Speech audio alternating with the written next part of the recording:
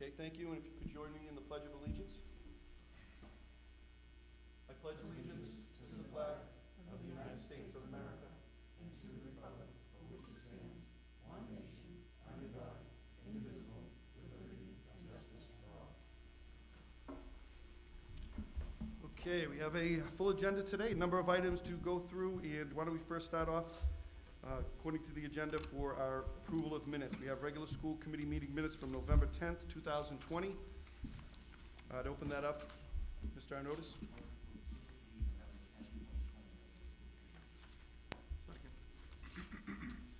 Okay, thank you, Mr. Arnottis. You've heard the motion for approval of the November 10th, 2020 regular school committee meeting minutes. It was seconded by Mr. Amico. Roll call vote for approval, please. Mr. Amico? Yes. Mr. Arnottis? Yes. Mrs. Carpenter? Present. Mr. Hoffman? Yes. Mr. Olympio? Yes. Mrs. Dunn? Yes. Okay, thank you. Approval of bills, Mrs. Carpenter? Thank you. I'd like to make a motion to approve warrant A, number 4632, dated November 24th, 2020, in the amount of $33,763.48, subject to audit. Second. You've heard the motion by Mrs. Carpenter for approval of warrant 4632. The motion was seconded by Mr. Olympio. Roll call vote, please. Mr. Amico? Yes. Mr. Arnottis? Mrs. Carpenter? Yes. Mr. Hoffman? Yes. Mr. Olympio? Yes. Mrs. Dunn? Yes. I'd like to make a motion to approve warrant B, number 4634, dated November 24th, 2020, the amount of $1,121,601.01, subject to audit. Second. Great, thank you. You've heard the motion by Mrs. Carpenter for approval of warrant 4634. That motion was seconded by Mr. Olympio. Roll call vote, please. Mr. Amico? Yes. Mr. Arnottis? Yes. Mrs. Carpenter? Yes. Mr. Hoffman? Yes. Mr. Olympio? Yes. Mrs. Dunn? Yes. Thank you, that is all. Thank you, Mrs. Carpenter. Okay, next item, continued business. We do have one item under continued business. Mrs. Dunn, I'd like to turn over to you for update on the Welch School MSBA project. Okay, thank you, Mr. Chairman. I'm really happy to report that we have something very exciting coming up on Tuesday, December 1st from 6 to 8. We're going to have the Welch Elementary School project community meeting. Normally, a community meeting for a project in our buildings takes place, as we all know, in cafeteria, and all the neighbors and the public are invited, and you'd hear from the architect and the owner's project manager and members of the committee.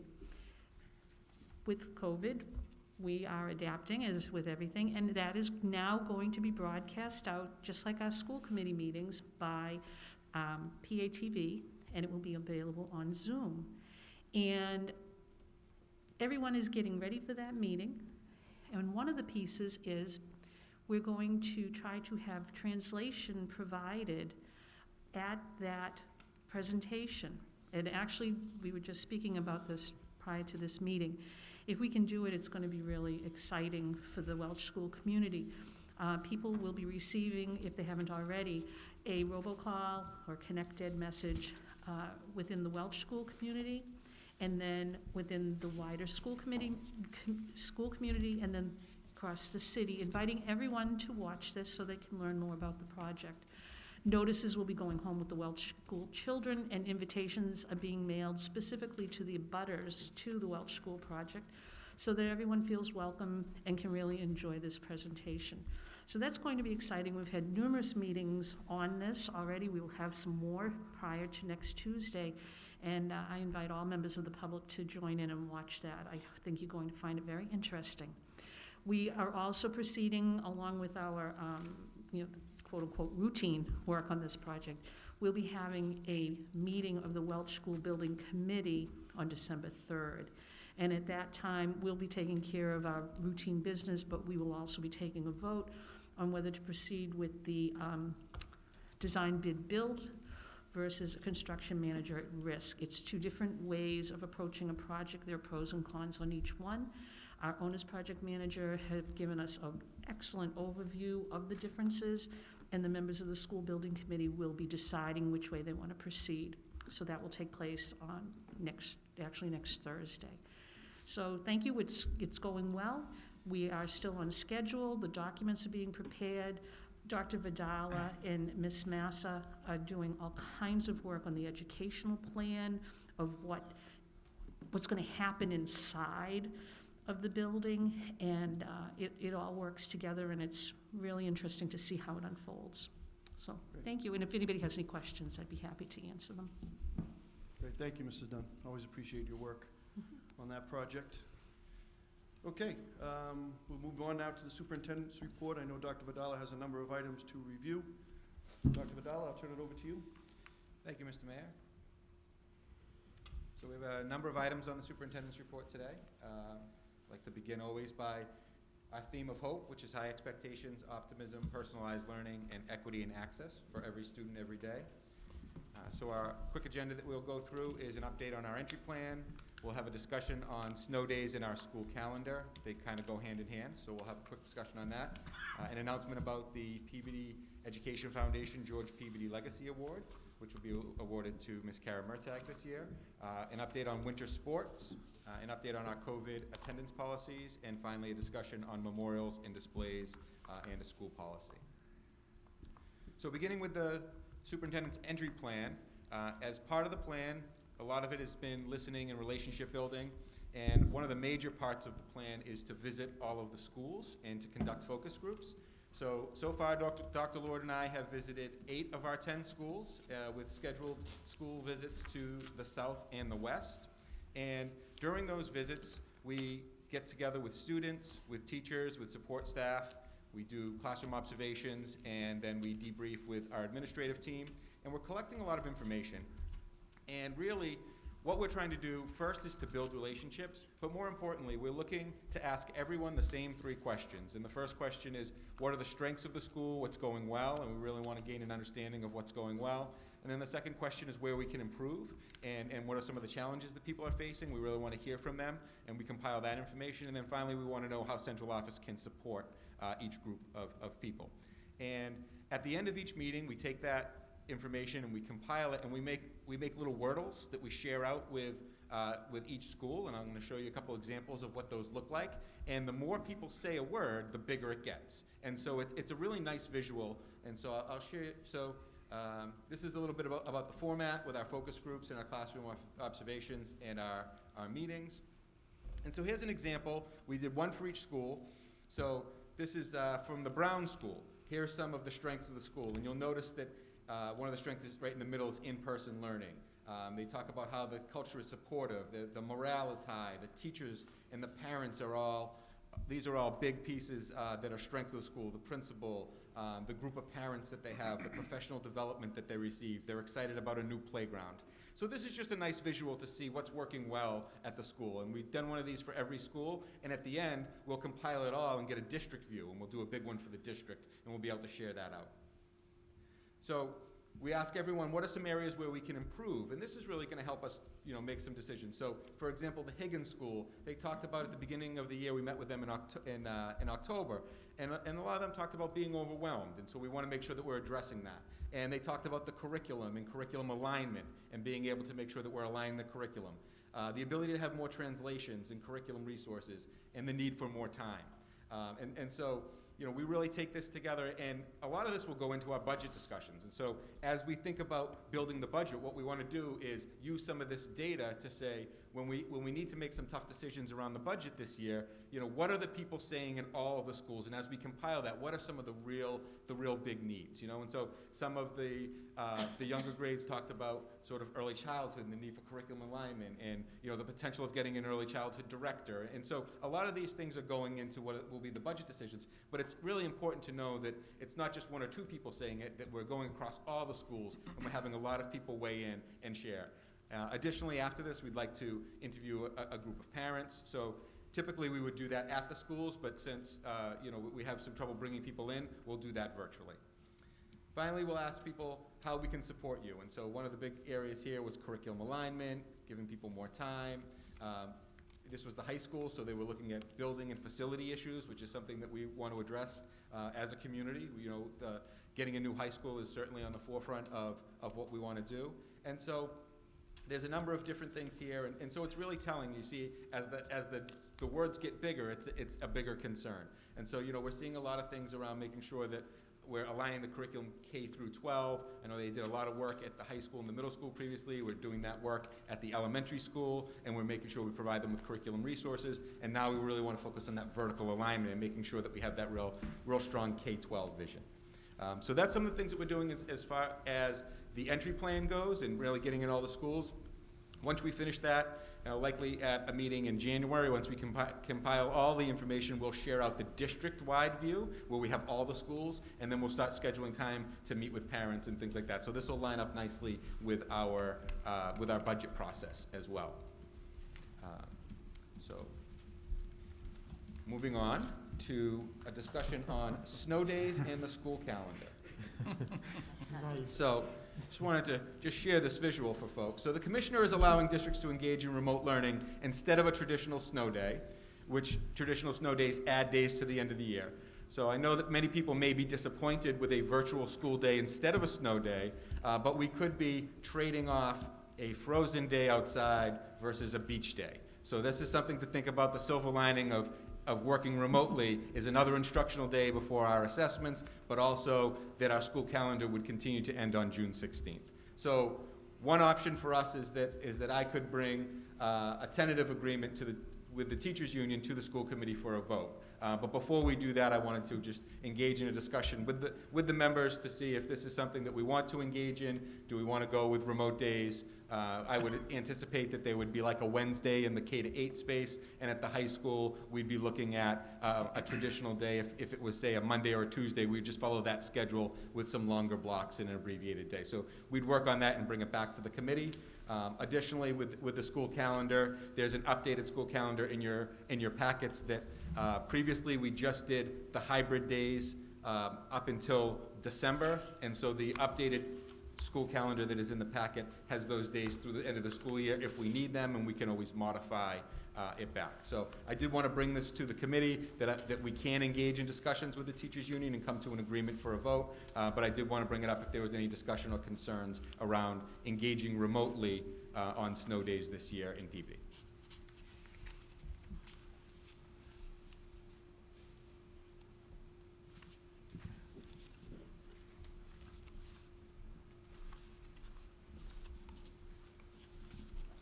Thank you, Dr. Vidal. I'd open that up for any comments or questions for Superintendent at this time.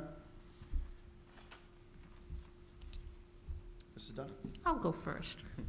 Okay. Normally, I have always looked at a snow day as a gift because I can remember what it was like as a kid. You waited for a snow day, you prayed for a snow day. I can remember what it was like when my kids were little. But we didn't have the technology available, so things are very different right now. A snow day as a remote day would be no different than what we're currently doing. So I think it's definitely something worth exploring. I'm sure there are some considerations that I may not be thinking of at the moment. Just a couple that I can think of is, when we get a snow day, it's to keep, actually, so that many people may not understand, it's because of the drive to the school and being able to time the clearing of the school parking lots and the walkways, and because of our buses. So the only thing that I would ask that we look at is how would that impact on the staff? Would they also stay remote? Normally on a snow day, everybody's out except for central office. But if that were to change, I know that's something you'd need to discuss. And as I say, I'm sure there are other small things. I don't mean to say small things. There are other considerations. Now, other than the fact that having every kid in Peabody mad at me for bringing that up, I think that the school year 2020, 2021 is definitely different anyway. So, we'll let that one go for this year and then probably talk about it later. But even I'm willing to give on this one. And it's not going to snow. Okay? Thank you. I'm not taking that bet, Mrs. Dunn. Yeah, I know, because I can call in a storm. You know that. Thank you. Mr. Hockman? Yeah, thank you. Ms. Dunn, don't be so quick to give in on this. Yeah, I mean, let's start a dialogue. Snow days and blizzard packs were talked about in years past, and, I realize that 2020, 2021 were, if we can keep morale up and help people out, and the visual is perfect. There's no question that in-person learning is the far greater model, and to have another remote day or many, and maybe that's part of the conversation, is how many snow days do we take remotely? And Ms. Dunn hit on a key point. Many staff members have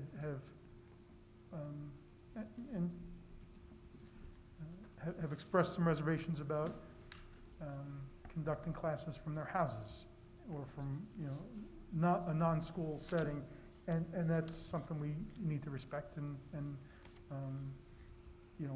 with these snow days, we do want to keep people off the street. That's why, whether it's the governor declares an emergency, or the mayor and the superintendent in their collective wisdom, decide that we don't have school. It's for safety reasons, and we don't want teachers driving or staff members driving to schools, and we wouldn't expect that.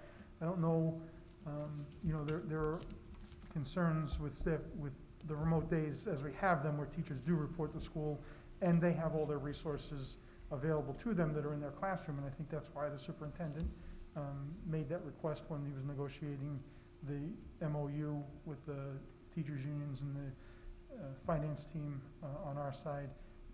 Put that in there so that teachers do have resources available to utilize. So I'm not so quick on this. I'm going to keep an open mind, and I'm happy to engage in the conversation.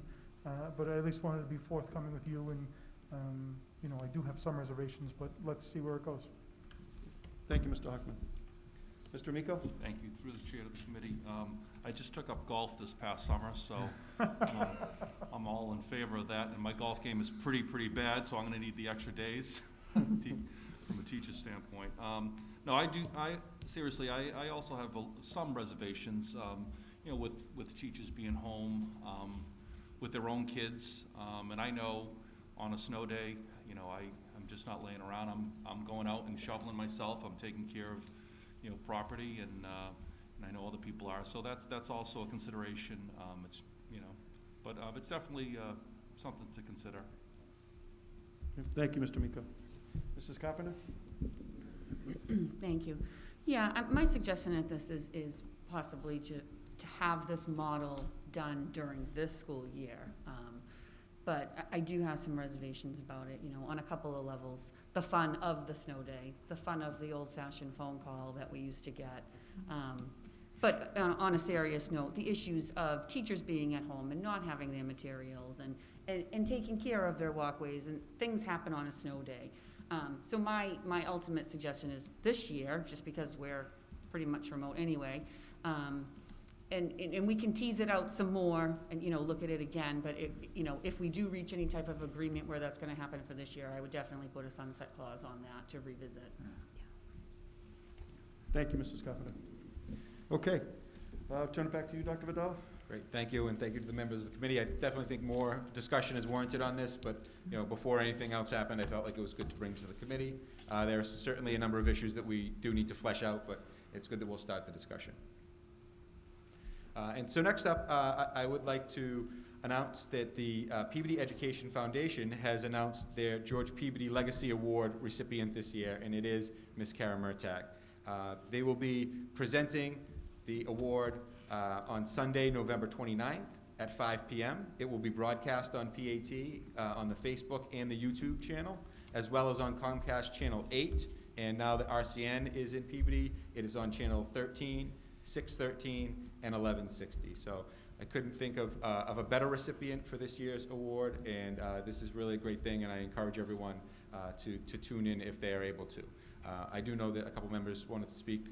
Mr. Hockman did want to speak on this as well, and I'm sure some other members want to speak. Yeah, thanks, Doc. So I am a member of the Peabody Education Foundation and have been for some time.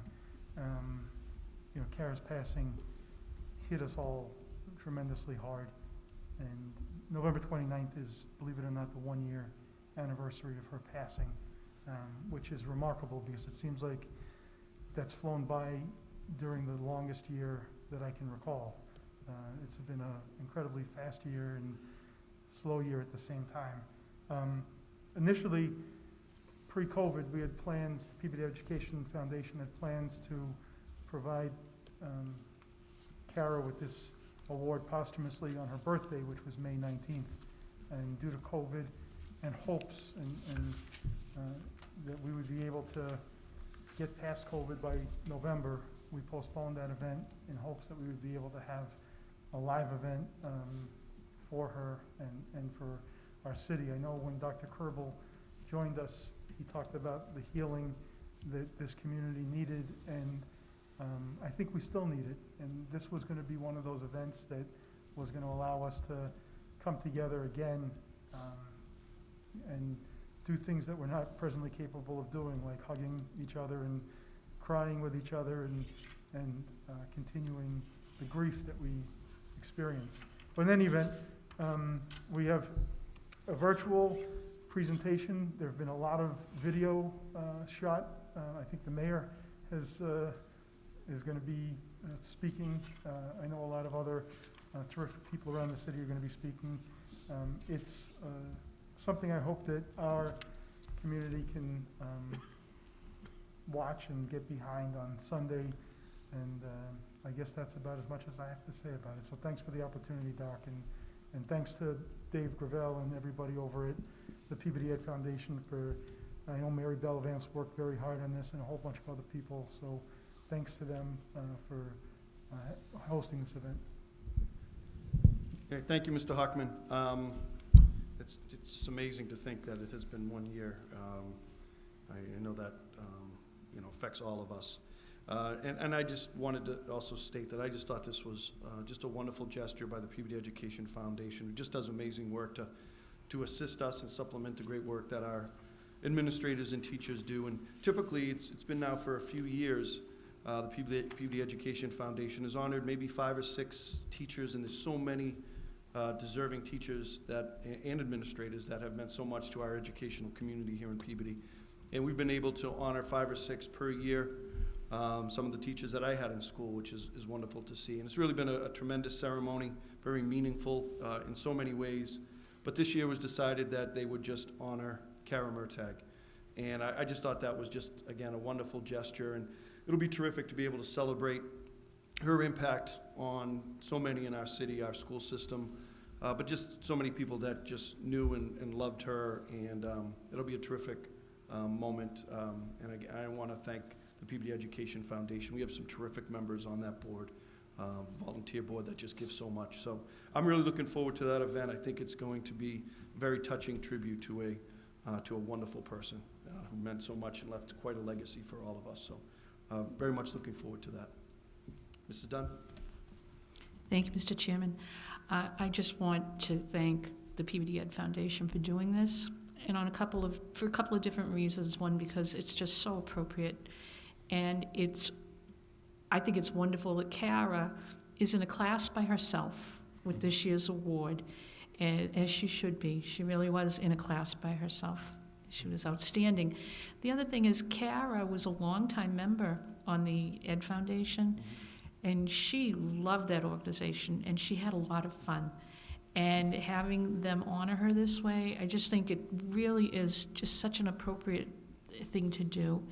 I'd like to make a motion that a letter of gratitude be sent by the school committee to the Ed Foundation, thanking them for that honor on behalf of the school district. If you think that might be appropriate, I'd like to see us do that. So moved. Second.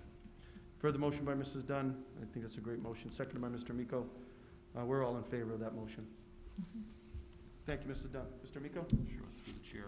Thank you. I wanted to thank the Peabody Ed Foundation as well. It's a great organization.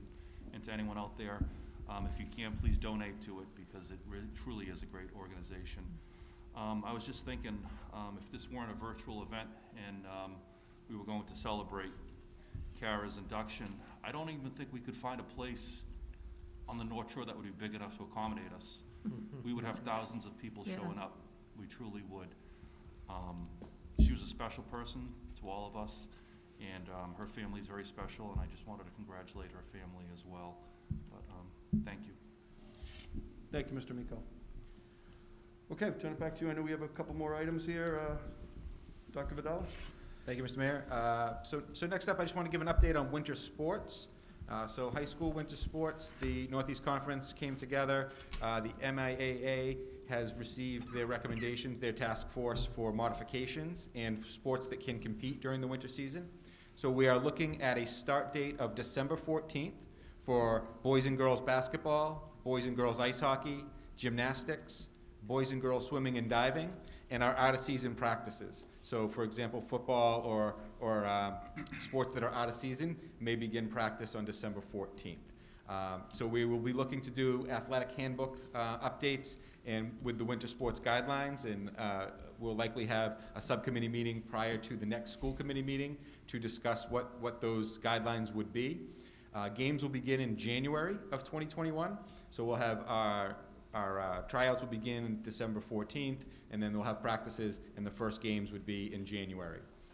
And of course, we want to continue to monitor our case count and making sure that we're safe, and so we will, obviously, participation in any of these events is subject to the health department approval, so we will be bringing them in prior to the next school committee meeting on December 8th to make sure that we have all of our ducks in a row and our safety procedures are in place. Just a little update, Fall 2, which is the floating season, begins February 22nd, and football, cheerleading, girls volleyball, and boys and girls indoor track has moved to that session as well. So those will all begin February 22nd, and then our spring season will begin, I believe it's April 24th. That's all of our spring sports, and the wrestling, the sport of wrestling has moved from the winter to the spring. So that's a quick update on winter sports. Any questions before we go? Mrs. Carpenter? Thank you. Through the chair to Dr. Vidala, I think you're aware that we've received some emails and some questions about the practice for Fall 2, but I think I heard you already say it. I just want to get clarification.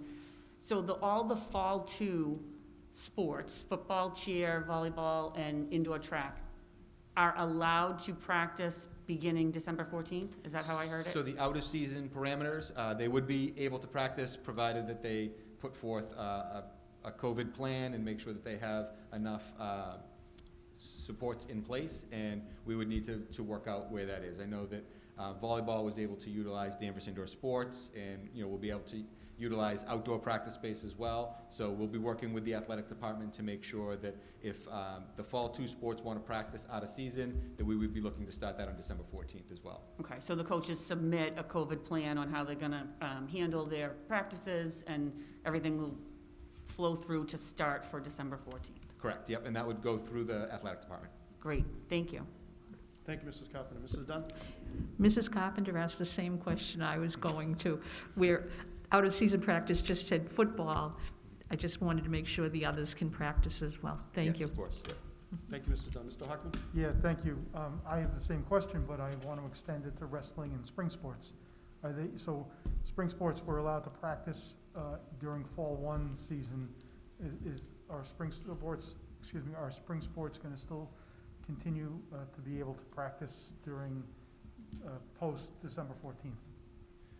So we can take those proposals as well, but we're going to give priority to the season, so similar to the ones that are in Fall 2, we did give priority to the fall season, Yep. during the fall season. So we want to make sure if practice space is limited and the number of people that can get together is limited, we want to try to do it one season out. And so the folks that were unable to practice during the Fall 1 season will be able to practice during winter season for Fall 2. And so we want to be able to try to make it equitable as we go along. If there is space, we can look at that, but right now we would give priority to the Fall 2 sports to practice during the winter for their out-of-season practices. And just as a quick follow-up, can you please encourage Mr. Brewer and his staff to communicate with both the winter coaches and the Fall 2 coaching staffs to get those plans in as quickly as possible, and hopefully we'll have an opportunity to get a report from Mr. Brewer on his assessment of those plans, as well as Ms. Cameron, at our December 8th Athletic and Wellness Subcommittee meeting, so that we can give families and students ample opportunity and notice to be prepared for December 14th. Hopefully everything goes well. Thank you. Thank you, Mr. Hockman. Mr. Olympia? Actually, Mr. Hockman just asked the question I was going to ask, so all set. Well, I think pretty much all of us are probably getting the same calls Yeah. and same concerns being expressed to us. And I think we've always been very supportive and open as a group here, that we feel that students need sports, need performing arts, need the clubs, and we need to provide them as best we can. So we're coming up to one of those points where communication is important and need to be upfront as to where things stand, working with our health department and everything. I did want to read a letter into the record. I think all of us received this. And I just wanted to read it, have it put into our future meeting. Dear Mayor Betancourt, Superintendent Vidala, and school committee members, we are writing this letter on behalf of the Peabody Veterans Memorial High School parents and students. We are asking for communication and transparency as it pertains to athletics and clubs in 2020-2021. We need support from school administration, city officials, and the school committee. Many coaches and parents have offered their support to provide any needed supervision to ensure all safety guidelines are followed. Every MIAA announcement is waited on anxiously by every athlete in the state of Massachusetts. We want to know if Peabody High School is going to support all clubs and athletics as allowed by the state this year. It is proven that sports, clubs, and extracurricular activities lower rates of anxiety, depression, and stress. They also help raise self-esteem and confidence. These groups are accustomed to structure. Playing team sports, participating in practices, and being involved in group activities help develop skills like time management and team building. Their teammates, club members, coaches, and mentors are all like family and provide support and positive influence to one another. COVID is not going away anytime soon. We need to learn how to live with it and plan ahead to accommodate its future challenges. School leaders, along with families, teachers, and coaches, have to work together as a community to identify solutions for these challenges with a plan that is safe and includes a full-day education and opportunities for activities. Of course, new challenges will arise and will need to be addressed, but if we continue to modify plans with a focus on our students' well-being and mental health, the community can come together to make this happen. We have new leadership in our school, and sometimes change is difficult, but when there's change, there's opportunity. We just have to look for it with open minds.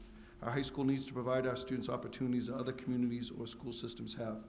Football and volleyball have asked for practices. Track and wrestling will soon follow. These athletes need to get in shape and be prepared to compete at a competitive level. They will be at a great disadvantage not being able to practice, condition, and bond as a team. Please consider and allow them to practice in cohorts and safely prepare for their upcoming season. It takes time, creative thinking, and most importantly, willingness to get it done.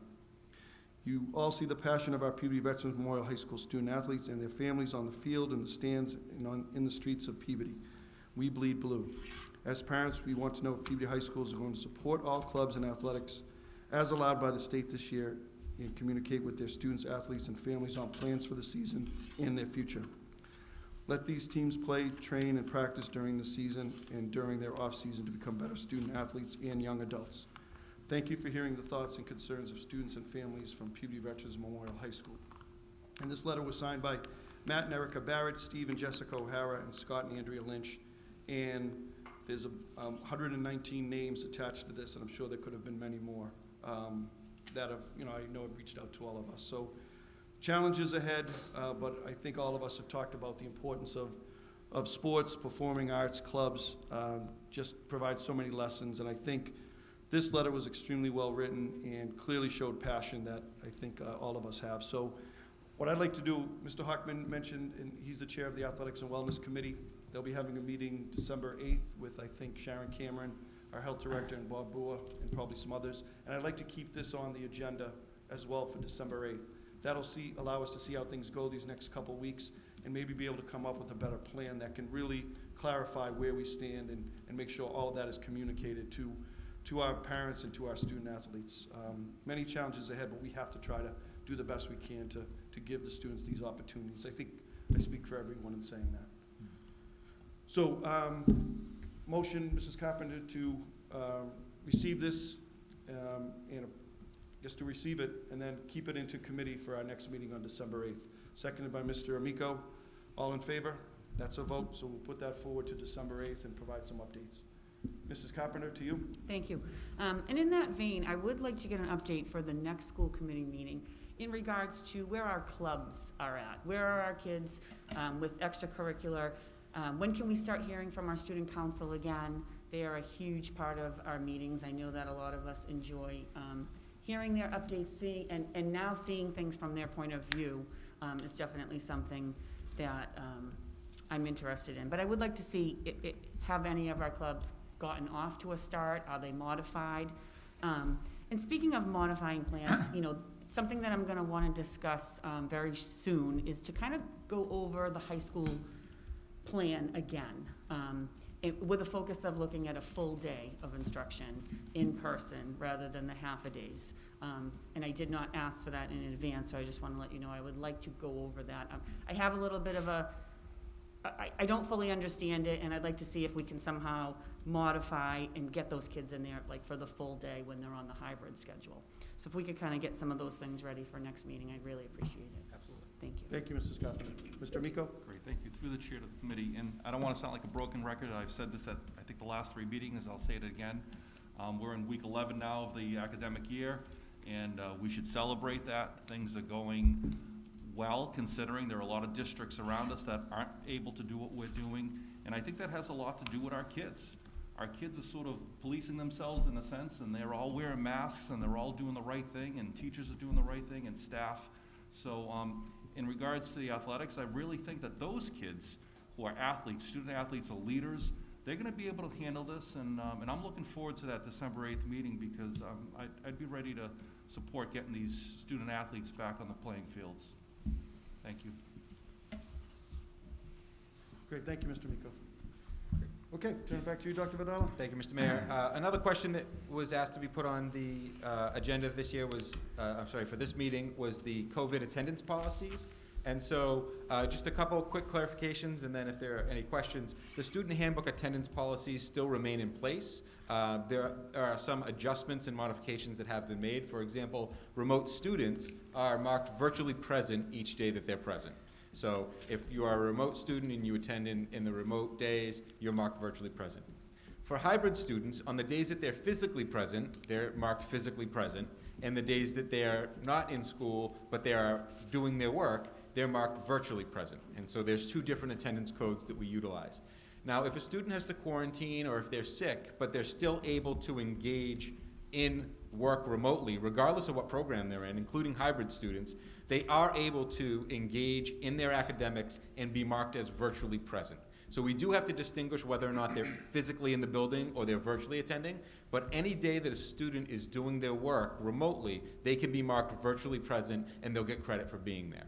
Now, if kids are sick or they are unable for whatever reason to attend school, they will be marked absent, and we still have the excused absences policies that are permitted, and those will remain in effect. So, we're really trying to work with kids to try to get them to engage in their learning as much as possible. We're trying to be flexible with families, knowing that this is a very difficult year, and we're not trying to, get students on whether or not they're unable to come in. We're just trying to get them to engage in any way that they can.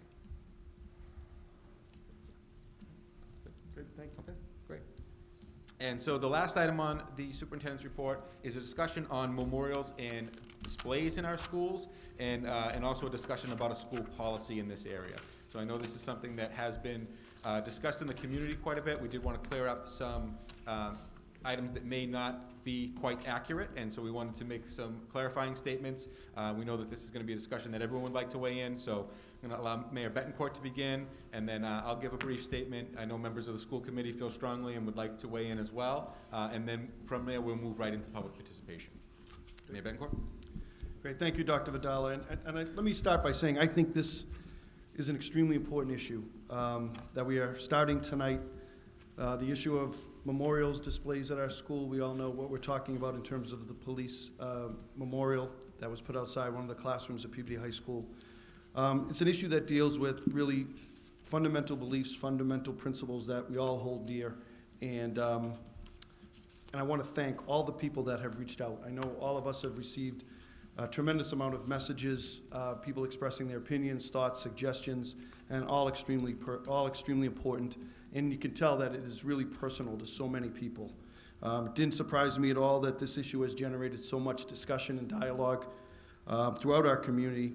and should come as no surprise to anyone. I know it wasn't to me, particularly during these turbulent times, but also just I feel like in Peabody, we have an extreme passion for the people who live here, people who work here, and that we really care as a community. So I think this has generated a great deal of discussion and dialogue, as deservedly so. As many of you know, my father is a retired police officer here in Peabody, and I have a number of family members in law enforcement, and that has always been a great source of pride, something I talk about very often. And, you know, there's so many challenges for family and people close to police officers. You know, I can certainly speak about times where my father was injured while working, and it does bring families very close together. But there's always a great deal of concern because as police officers, every day you never know what's going to happen. You never know what type of issue is going to come your way, and there's always that worry when you're a member of a police officer's family or just somebody who's very close to police officers, which so many in our community are. And I can say in 2020 that it has never been more difficult to be a police officer. And I can also say that it's never been more difficult than it is right now to be a teacher. As a police officer, I am extremely proud of the men and women who serve our department. You know, as mayor now for coming up on 10 years, I feel like I've gotten to see incredible action up close. And I've gotten to know just about every member of the department and have a relationship. And we're very fortunate in the city of Peabody to have really caring officers, people who go above and beyond and really want to get involved in the community. And I just think we're very fortunate here in the city of Peabody. And it has been an extremely challenging year for police officers, but also for teachers. Adapting to these challenges that are unprecedented, learning new technology, trying to connect with students, keeping them focused. Certainly teaching, as we've talked about in the past, is not just classroom work now. It is constant, you know, working with students, some of their mental health challenges, particularly this year in 2020. And it's just amazing what's been thrown at our teachers as well. And more than ever, our police officers, our teachers need our support and our respect for the work that they do. The last thing we need is more divisive issues that can tear us apart and create problems for us and create divisions. There's some people that thrive on that, creating divisions. We can't let that happen. And our teachers and police officers are so important to our community. We need to make sure that we're trying to support them and heal any divisions or heal anything that is causing frustration and anger towards them. And this brings us here tonight for what I hope and what I expect and what I anticipate is going to be several discussions on this important matter. And I've kind of been blaming myself recently as I've been thinking this through. And I kind of been, there's some shame on Peabody because we do not have a policy to deal with memorials and displays. And it's something that we need to have. Dr. Vidala, brand new superintendent in a few months. We have a brand new principal at the high school, Steve Magno. We have a brand new assistant principal at the high school, Jared Haas. And we're in the middle of a global pandemic, a health emergency. We're having, I believe, an educational crisis across our country that certainly we're all feeling as parents and as community leaders. And it was a very difficult position to put our new administrators in when everything is going on right now in the school system, and to try to come up with a decision on their own to handle this issue, which, again, I think is extremely important and touches on so many important questions and concerns. And I think this cannot be a decision that's made by one person, a couple of people. This has to be a decision that's made by the community at large, with input from our superintendent, from our assistant superintendent, community leaders, elected officials, our teachers, our police officers, our students, and just residents who want to weigh in. This, to me, has to be a decision and a discussion as a community, not just a decision, because it's not fair to put this on somebody in particular, a couple of people to make this decision. And I think that this issue is so important that it has to be done, I think, as best we can in these days to work together face-to-face, engage in a public dialogue. It could get heated at times, certainly, these are emotional issues, but we need to exchange ideas, we need to come up with solutions, we need to come up with ways to heal and cure some of these divides that are constantly cropping up. Public discourse is now needed more than anything, and complications right now have created disconnections between all of us. And this is the time more than ever during 2020 where we need face-to-face communication, we need respectful discourse, we need to have those moments where we come together as a community, because right now with Zoom meetings and social media, it's so hard to connect on an individual basis or in small group basis. And that's where I think we're most effective in dealing and hitting head on with these issues, is when we can sit down as a community and talk these issues through and listen to other people, listen to their thoughts and opinions, exchange ideas, and then come together. To me, that's how we create a policy that works for us, a policy that really stands for what Peabody's all about, our history, our belief system, what we want in our community. Again, that has to be done as a community, and we make a statement as a community to come together and come up with the right way to handle this important issue. This is what will define us going forward, because this is the times. These are the times. This is 2020. This is what's been put on our plate, and I think with the wonderful people we have in our community, our elected officials, school administrators, teachers, police officers, we're ready for this and to take this on and make the right decisions that, again, truly represents and defines what Peabody is all about.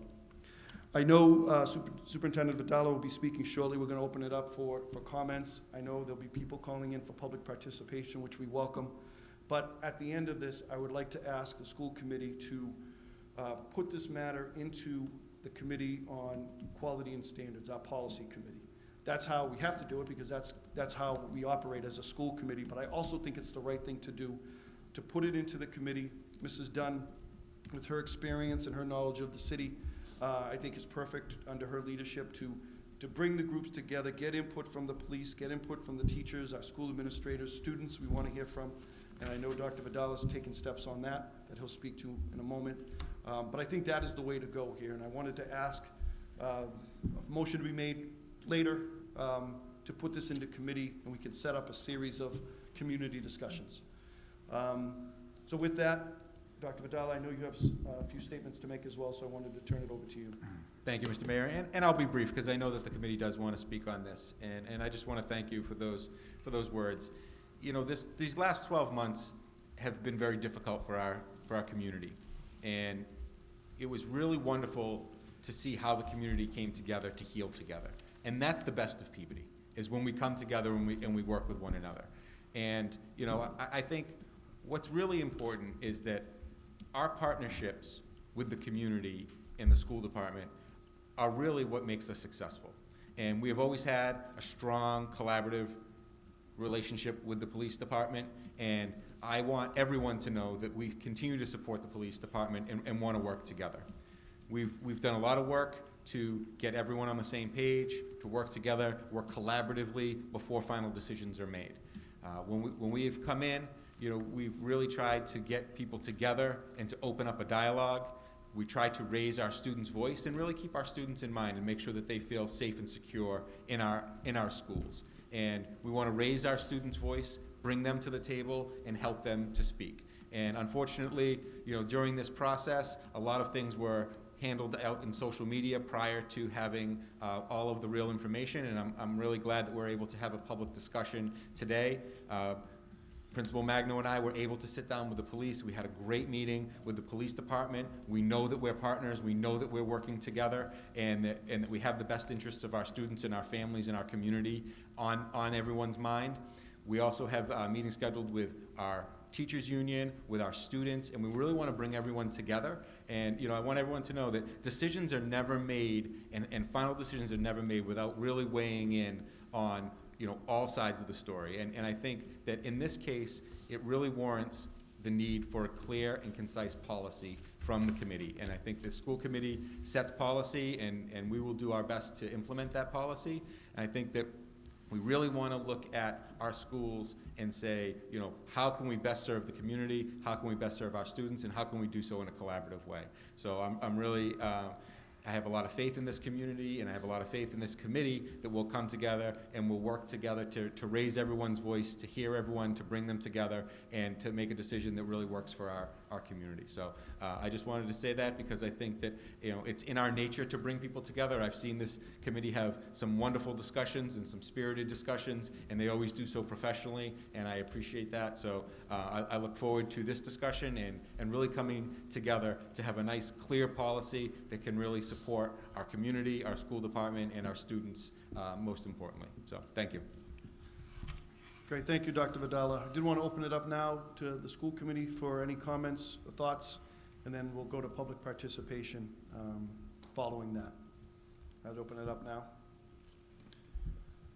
Sure. Mrs. Carpenter? Thank you.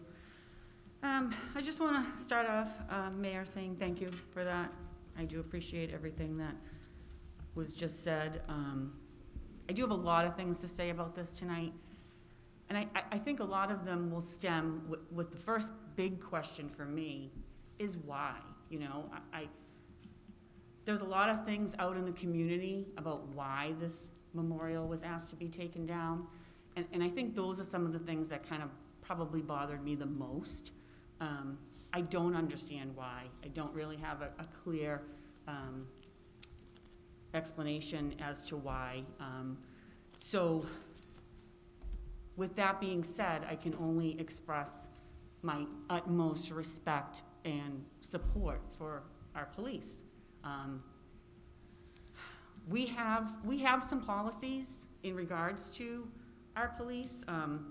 One of them here is relations with police authorities. The Peabody School Committee also recognizes the potential enrichment that law enforcement agencies can make in the educational program. Efforts should be made to develop and maintain a healthy attitude toward law enforcement agencies and personnel to promote a better understanding and communication. So I have to continue what I'm about to say with assumptions about why it was requested to be taken down. So with those assumptions, I just want people to realize how much our law enforcement does for us and for our children. I have a list here of all of the many donations that the Peabody Police Department has donated to our schools. Every year, $225 to the yearbook, hockey boosters, $100, the 8th grade New York trip, baseball boosters, senior class again, yearbook again, Ella Jadel Donald Brick, the DECA Club, $100, the yearbook, another $225, boys soccer, $100, Central School PTO, $100, the yearbook again, $225, basketball boosters, $100, and don't forget, $400 worth of masks for graduation last year. They also did Cops for Kids with Cancer Marathon team, raised almost $200,000. 8 Peabody families received funds from that fundraising. 15 families on the North Shore received funds. 1 family's rent was paid. 1 year of funds that were raised by a sergeant within the police department. Whatever the reason is that somebody may have found offense to that memorial wall, now is more important than ever for us to come together and educate people on things that are not divisive. We cannot villainize our police department. They are good people. Not everyone within a profession is not a good person. And I think this opportunity where somebody may have felt uncomfortable, and I don't want anybody to feel uncomfortable, was a great educational opportunity. We have police officers that are in our buildings. That's their job. They're there to help. They could have educated whoever it was that was uncomfortable, that whatever it is you're uncomfortable about, that's not how everyone is on a police department. Now, I know all of you know me, and you know that my family is a police department, and yeah, I probably took a little bit harder than some, maybe not. My husband's a police officer, my father-in-law is a police officer. It hurts for people to feel offended by a wall of fallen officers who've put their lives on the line. It's so disheartening that we're being divided by people who help. I have to tell you, I just don't get it, you know. And then I looked at the wall, and some of the names, when you read the stories of what happened, I have one here. I'm going to read it so people understand who's on the wall, why they're on the wall. Trooper Joseph John Bullock, Florida Highway Patrol. Trooper Joseph Bullock was shot and killed at approximately 10:15 while assisting a disabled vehicle on I-95. He stopped to assist the motorist whose vehicle had become stuck on a swale. He positioned his patrol car between the vehicle and completed paperwork for approximately 1 hour while the motorist waited for a tow truck to remove the vehicle. During this time, Trooper Bullock had several normal interactions with the motorist. Once the tow truck driver arrived, the man became upset with the cost of having the vehicle towed. He calmly walked back to Trooper Bullock's vehicle and, without warning, drew a handgun and fatally shot him in the head. The man then attempted to shoot the tow truck driver, but his gun jammed, allowing the tow truck driver to run to safety. The tow truck driver was able to get the attention of an off-duty Riviera Beach detective who was driving into work. The detective fatally shot the subject after the man confronted him and pointed a gun at him. Trooper Bullock was a U.S. Air Force veteran and had served with the Florida Highway Patrol for 19 years. He is survived by his parents and 2 sisters. He was helping someone, which is what they do. They're helpers. They're there to protect us. They're there to help us. I don't know why somebody would want this memorial taken down. I am in no way in favor of it moving from its spot, and I will advocate that it remains there. And it's been there for 5 years. 5 years. Why now is it a problem? To whoever finds it offensive, I ask you, please meet with our SROs. Please sit down and talk to our police officers. Let's build a relationship. Let's not let this divide us. There's so many things hanging up in Peabody High, and you know what? I don't want to form something that tells everybody they have to put this up and take this down. We're a community that can all get along if we all understand each other. There's no need for this. I'm sorry that it's happening, and you know you're all getting emails. It's all over the place. It's just a disgrace. Our police officers deserve so much better than this, and I just want to thank them all, and I will yield because I'm getting upset. I had another police officer's obituary to read, but I'm going to have to wait a minute. Thank you. Thank you, Mrs. Carpenter. That was awesome. And I did want to add to that. Dr. Vidala mentioned that he and Steve Magno and myself, we met with the police union leadership, and it was a terrific meeting, open discussion. And a couple of things that came from that meeting, which was an offer for the police officers to come and speak to students as well. DJ Murphy, the union president, Justin Cecil, union vice president, Scott Richards, the captain's president. And they want to be a part of working with the students. And we do have outstanding SROs, Manny Costa, Eric Ritchie, that do a terrific job. And so this is a learning opportunity, and it's important. I saw the display, the memorial, and I just thought it was very respectful and very classy. And I think Mrs. Carpenter really spelled things out very well. And that's why it's upon us to work together and come up with the right way to move the city forward and make sure we don't have a divide. Because our officers, they don't deserve that. Teachers, we need to be supportive of everybody. So I think that was very well said, Mrs. Carpenter. Anybody else like to speak? Mr. Olympio? Yeah. Thank you, and well said, Ms. Carpenter. Over the past week or so, I've certainly reflected upon this issue, and wide range of emotions have hit me: disappointment, anger, embarrassment. The way I feel right now is that the memorial, it shouldn't be moved. And I try to draw back like what makes this time so much more difficult than others, and I kind of think back, I think social media has a lot to do with the way we're pitting against each other. I mean, I look back and just kind of think about this, for instance. Imagine if there was Facebook and Twitter during the 60s and 70s. JFK assassination, MLK assassination, civil rights movement, the Vietnam War, Roe v. Wade, first adult movie came mainstream, Watergate, just to name a few. And those are very toxic, divisive times for people that are old enough to remember. And the difference is most people waited till Thanksgiving to argue about that, but now it's in our face every single day. And the one thing, though, that I don't want to see happen to the police that did happen to a segment of the population that protect and serve is the Vietnam vets.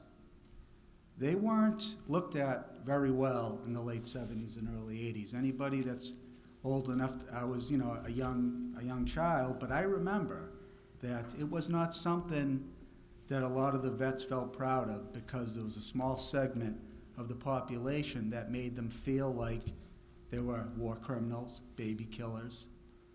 And my father-in-law, for instance, told me, John, there was a period of time when he was embarrassed to wear anything that resembled the Vietnam War, a hat or a t-shirt. And that was during the 1980s. I think the tide started turning a little bit during Desert Storm, and especially after 9/11, I think it really did turn, where there was a newfound appreciation for Vietnam veterans.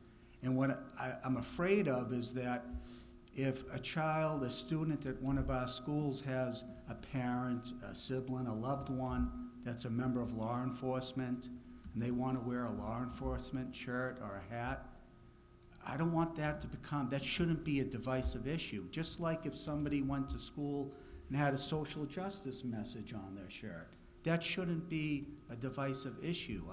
I have confidence that we can coexist together. I mean, now you look back on things, and people that were so against the Vietnam War, who I'm sure lost loved ones and had a lot of hurt and anger towards government and things like that, but now they can feel that way, but they still honor the veterans. So I feel like that, I hope we can come together as a society, that we can find that common ground. But I feel like I don't want to see what happened to the Vietnam vets happen to police officers. And I feel like there's a small segment of the population that is treating them that way and treating family members of that. All of a sudden, it's very controversial just to have a simple law enforcement shirt or a law enforcement hat. And I don't want to see that happen. I feel like people that protect and serve our country, our cities, they should be memorialized, especially the ones that gave their life, paid the ultimate price. And I feel like there should be a memorial.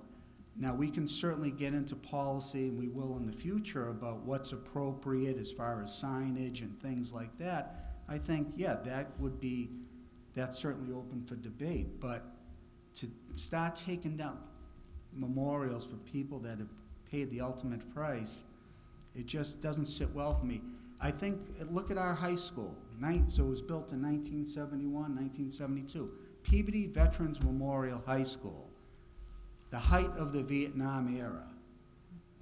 That had to have not sit well with a small minority of people back then.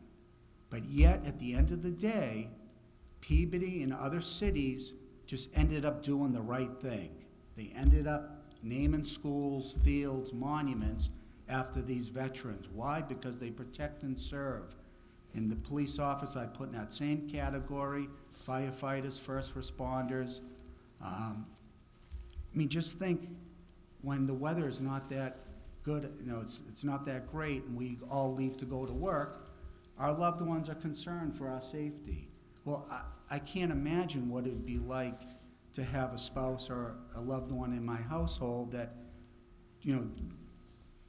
jingles the keys and they're in law enforcement. What must go through? I'm sure there are nights where you don't sleep that well if you have somebody in your household especially in this times. I've had friends tell me during the protests and things like that, that it was scary. It was scary. So I'm just hoping that we can all find a common ground, and I know we can regulate policy and things like that, but I had a law professor who I didn't agree, we hardly ever agreed, and she told me about freedom of speech. And she says, John, it's not about protecting the speech you agree with, it's about protecting the speech you don't agree with.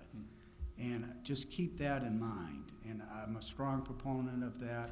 I want both views always to be expressed. I don't want to feel like certain students can't say certain, can't give an opinion on their beliefs, because I just don't think that helps as a society. So I'm in favor of just keeping the memorial the way it is, and then certainly the signage and things like that. I mean, I'm of the opinion that we're going to have to find that all views are expressed or we have no views expressed. I think we'll have a hard time picking and choosing down the road what's appropriate. So I'll yield. Thank you. Thank you, Mr. Olympio. Those are great points. And yeah, my dad was in the Air Force 1972 to 76, I believe.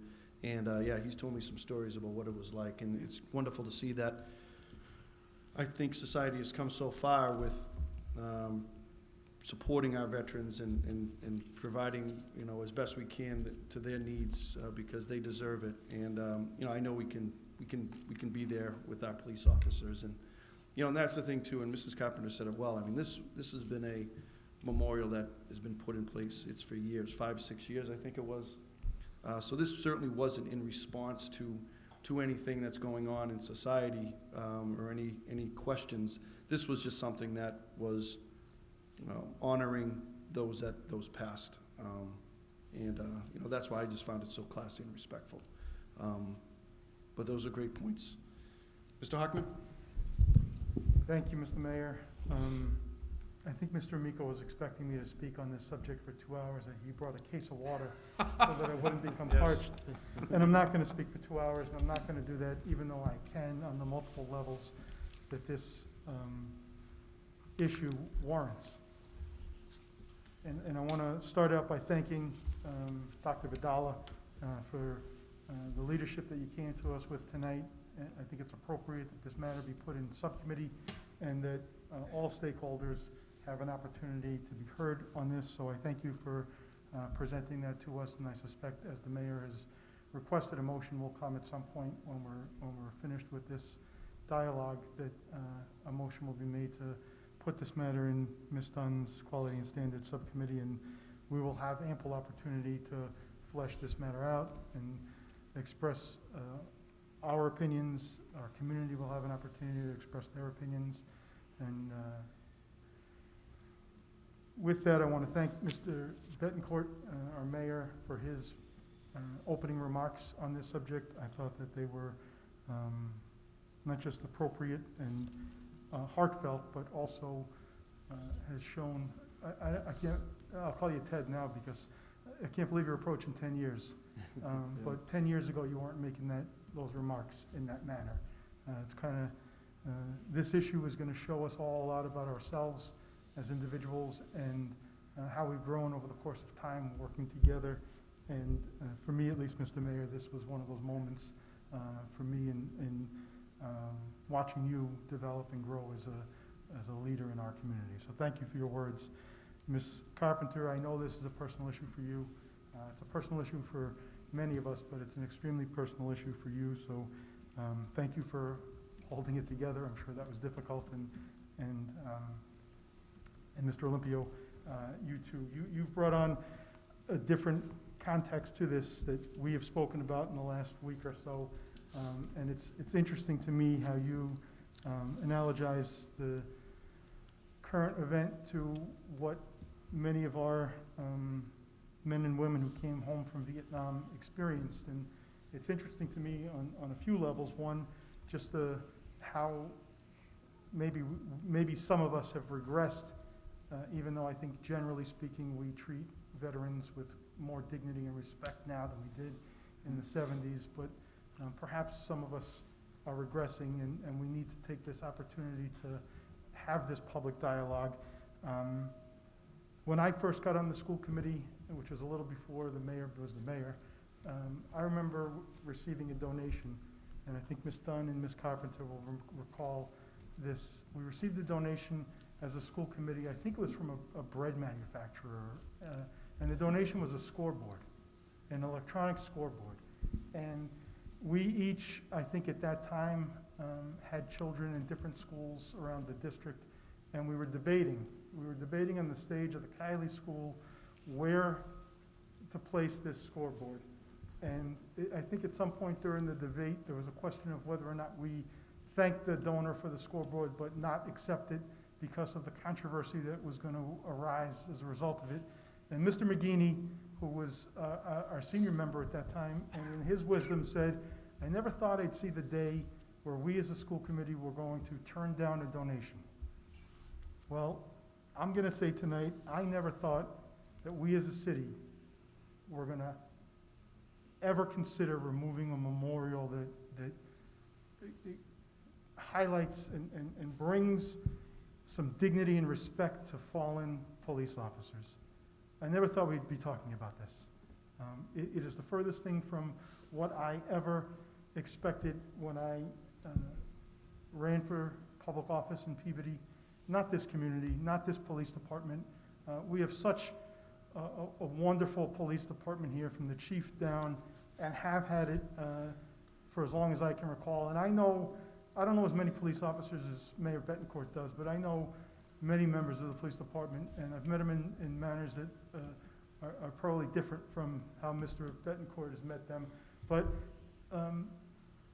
there's community policing that takes place in our city all the time. We have, we all sit on a lot of committees. We all perform a lot of public service, and countless events, not just what's happening in front of people's eyes, but what's happening behind the scenes to make these events positive community development experiences is a result of police department planning and activity. It's really disappointing to me that of all places, schools of public education, which are supposed to provide the most vulnerable members of our community with the opportunity to become the most successful members of our community. That's what public education is about. It doesn't, and it shouldn't concern itself with your parents' income, with the color of your skin, with your sexual preference, with what type of profession you wish to engage in at some point in your life. Public education is the opportunity for every single one of us to achieve, to become successful in however that's defined to you, and to make our communities better. So for us to have this conversation about police officers, people who have dedicated their lives themselves to protecting and serving each one of us so that we have those opportunities. We have the opportunity to attend public school because of the way that the police department enforces our laws and makes access to our public buildings easy and without question every single day. In fact, this is so disturbing to me. We are in a point in public education, unfortunately, and again, when we were in school, most of us didn't have to experience this, but we're at a point in public education where we have a safety subcommittee because we, across our country, experience horrific events that put our students and our teachers and our staff and our administration at risk for merely being in a public school building. And one of the responses to that was to ask for cooperation from the police department School resource officers didn't always exist, and while I'm on this subject, I wanted to add to Mayor Betancourt's recognition of Officer Ritchie and Officer Costa, to Officers Cochran and Officer Colella, and I apologize if I'm not giving them their proper titles that they deserve and earned. But we have 4 wonderful, wonderful resource officers in this city, and there are wonderful resource officers all over the Commonwealth and all over the country. Our high school isn't just a high school anymore, but it's almost a police substation. And we want that. We want those police officers there because we want to have that free and open access for all of our students, regardless of who they are, what their background is, what their family background is, what their name is. There's no discrimination that takes place from the officers at the high school. Not that I've seen, not that I've been aware of in my 11 years. No one's brought it to my attention. Are there bad police officers? Sure. We see it on the news, unfortunately, when horrific events occur. But there are bad teachers too, and there are bad lawyers, and there are bad school committee members, and there are bad bankers, and there are bad doctors, and we're not vilifying them. I've done more Supreme Court case reading in the last 10 days than I've done since I was in law school, and I'm not going to mention how many years ago that was. And, you know, one of the analogies that my colleague, Mr. Olympia, brought up was the Vietnam War. And one of the, interestingly, on the constitutional level, and I'm going to limit it to a half hour, I'm not going to go 2 hours, I promise you. On a constitutional level, one of the leading cases for First Amendment speech in schools comes out of the Vietnam era. And the title of the case is known as Tinker, and we'll get to it in subcommittee. And it allows people to express themselves in a manner that is not disruptive to the educational process. It allows students to do that, it allows teachers to do that, and it stemmed from students who are wearing a black armband in recognition of Vietnam soldiers who died in furtherance of the freedoms of this country. We've received, we've received some emails from our newly engaged attorney or law firm, and they brought to our attention a case called Perry Education Association versus Perry's Educators Association, and you know, it talks about, and we're going to get into this at another time, but it talks about a whole bunch of things, including, you know, public buildings don't, in and of themselves, allow for First Amendment rights to be unfettered. You don't go into a courthouse, you can't go into a courthouse, which is a public building, and put on display anything you want. You don't go into a correctional facility and put on display anything that you want. And there are limitations on freedom of speech that aren't discussed about in Tinker, although I think individuals have the right, as Mr. Olympio said, to wear a garment that expresses their views, so long as it's not disruptive of the educational process, right? There are limitations. The Supreme Court of the United States recognizes these limitations. In the Perry decision, it was a split court. It was a 5-4 decision.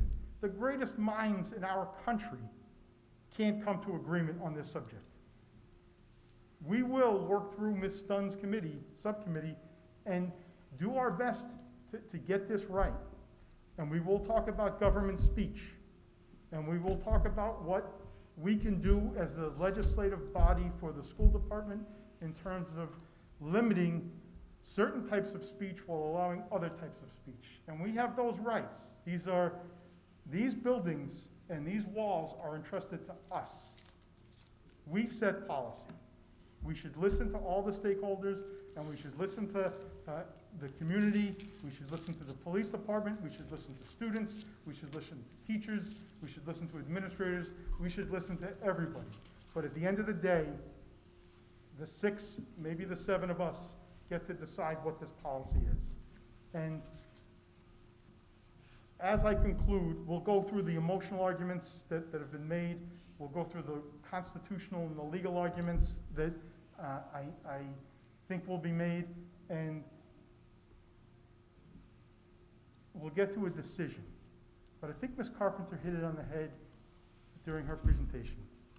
If we have people who are so offended by anybody, whether it be the police department, the fire department, teachers, cooks, daycare providers, the answer can't be that we run and hide. The answer has to be, and it must always be, for us to have a free and open society, communication and dialogue. Because those people, or anybody that is fearful of the police enough to ask for a memorial like this to be taken down, we're all entitled to our feelings. But there needs to be some education that goes along with that so that we can understand why people feel the way that they do. Perhaps they come from a country where the police aren't revered as they are in our country, and they're warranted in those feelings. I'm not minimizing anybody's feelings, but we must have a dialogue, and we must have it now as this has come to our attention. So I will ask two things before I yield. One is we received a petition, and I think from Michelle Baker that had several, I think over 1,500 names appended to it. So I'm going to ask for a motion to receive that so we can have it part of our record. If I may do so, so moved. Yes, thank you. Thank you for bringing that forward. We have a motion to receive the petition. Motion made by Mr. Hockman, seconded by Mr. Olympio. All in favor? That's a vote. Turn it back to you, Mr. Hockman. Thank you, Mr. Mayor. And the second thing I'm going to ask for, and I think that this is implied, but I want to make sure that we're explicit on this, that this memorial will not be moved in any fashion until this committee creates a policy as to how to deal with and address the memorial. So as long as we have that, and I'm not going to make that in the form of a motion because I don't think we need to dive down to that level, but as long as we have that understanding, and I think we do, I'm happy to vote in favor of Your Honor's or the motion that will come at Your Honor's request to put this in subcommittee. If we do not have that understanding, I'm prepared to speak for the next hour and a half as to why this memorial needs to not only stay where it is, but should be put in a place of more prominence at our high school. Thank you, Mr. Hockman, for your words. And yes, Dr. Vidala and I, Principal Magno, and all of us, that memorial will stay in place until we come together and make the decisions we need to. So yeah, absolutely, 100% we can commit to that. So thank you for your words. Okay, anybody else? Like Mr. Arnottis. Sure, thank you, Mr. Chairman. You know, you kind of hit the nail on the head with your opening remarks, and I think that, you know, speaks to how we kind of view our roles here, you know, as the elected body who oversees the school system. I mean, in a sense, the times have found us, right? You know, that old quote of, you know, no matter how much we try, polarization and people just dividing, you know, we couldn't escape it even on our little small level, you know, here on the school committee. I kept going back to what you kind of said this week, that, you know, shame on us for not at some point having developed a policy on this. Not that we necessarily knew something like this would come, but you know, you could almost preview it where people, you know, are arguing between Coke and Pepsi at this point, how divisive everything is. You know, I was going to suggest the same thing as you were going to, quality and standards, let's work on a policy. My approach is similar to what you've already heard tonight, you know, that we need to have an approach and a policy in our buildings that is more of an all or nothing approach, that we should be embracing who our students are, what their backgrounds are, listening to them. And, you know, I want to say, I know, you know, Dr. Vidal and your team, you know, we didn't have a policy in place, so you went through that. I mean, you did hear these students and you listened to them. You know, my view on this is, you know, just because someone may or may not be uncomfortable on something, I think Mr. Hoffman, you almost said it verbatim, but you know, simply because someone is necessarily uncomfortable at something doesn't mean we should move it out of the way. We should have a discussion about why that is.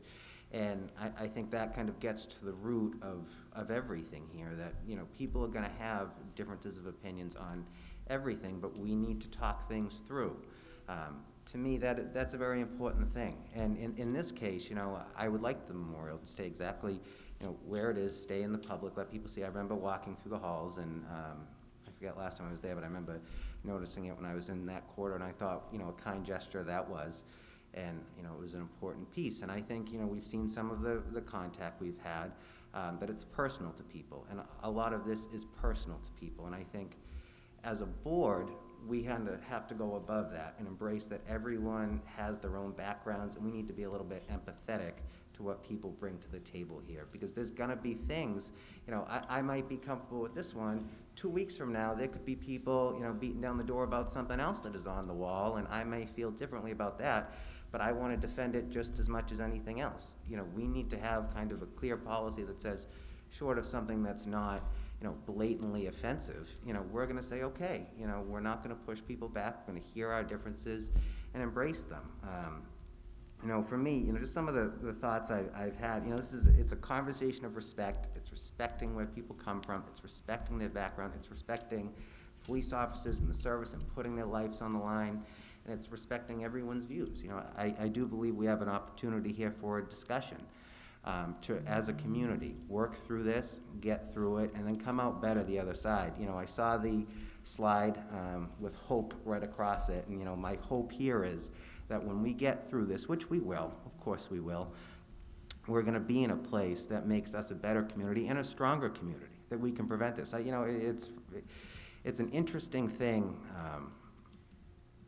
the divisions that you get focused on out there, but I always tell people, in a community like this, we're all closer than we think we are. It's our friends, it's our neighbors, and there's always gonna be more things that bring us together than divide us. And I hope we can remember that as we go forward. And I know we're gonna get through this on the other side, come out better, and I look forward to developing a policy that embraces our students and keeps people celebrated for the work they do to serve this community and what they bring to the table. Great. Thank you, Mr. Arnottis. Thank you. Mr. Miko? Thank you through the chair. Ms. Carpenter, thank you, that was great. Totally understand your point. I married into a law enforcement family, and I heard the stories from my wife, and having her dad going off every night and not knowing what would happen. So thank you for your service and for Ron's service. Mr. Hockman, that was great, and Mr. Olympio, that was fantastic. Thank you, and thank you, sir. It was excellent. I just wanted to, this is such a great civic lesson. I hope people are watching. This is how democracy should work. I mean, this is phenomenal. As an educator, this is what we need more of across the country. Dialogue, communication. It's funny, I heard the word divide. Peabody's an interesting city. I think at times we're split, but we're not divided. I think we're closer than we think. And that's true when things don't go right or things go south. People come together in the city. The city has a way of rallying. Whether it was healing last year for the tragedies that we had, people come together, whether they're on the left or they're on the right. And I really truly believe that there are a few people on one side and a few people on the other side that really want that division. But most of us, look at this board. We come from all different parts of the political line, and we come together and we make great decisions for students and teachers and for our community. So I think we may be split at times, but with dialogue, with communication, and with respect, we can get closer. I obviously support the mural, the memorial staying where it is. I think it's important to our city. It's a teachable moment. It really is. And I really do think that especially at the high school level, teachers have to be careful with politics. I've said this before. And I think it's happening on both sides, the left and the right. Great teaching is giving your students both sides. We have some great minds up there, some great young minds. These kids will be able to figure it out themselves, but give them both sides. I think it's so important. You want to include your students. By giving them one side or the other, you're alienating your students. That's the biggest no-no in education. If you're going to build relationships with your students, you have to build trust. And that's the biggest advice I could give to any educator is build a relationship, don't alienate your students. As a public school teacher, you have to teach every kid in that classroom. And if you alienate them, you can't teach those kids. It just won't happen. So part of this whole policy, I'd love to see something written in there as well. Maybe it's a different policy, but we have to be better than this at the high school. We have to be better. You know, students are feeling alienated on both sides, and I don't think that's right. As an educator of 20 years, I've never given my opinion on which way I lean. I give students both sides. I let them decide on how they feel. I'll yield. Thank you. Thank you, Mr. Miko. Mrs. Dunn? Thank you, Mr. Chairman. I want to thank all the people I served with. Everything you said really matters, and it was all well said. I'm going to start off by letting people who may not know that for 34 years, my husband was a federal agent. My wedding gift to my husband was a bulletproof vest.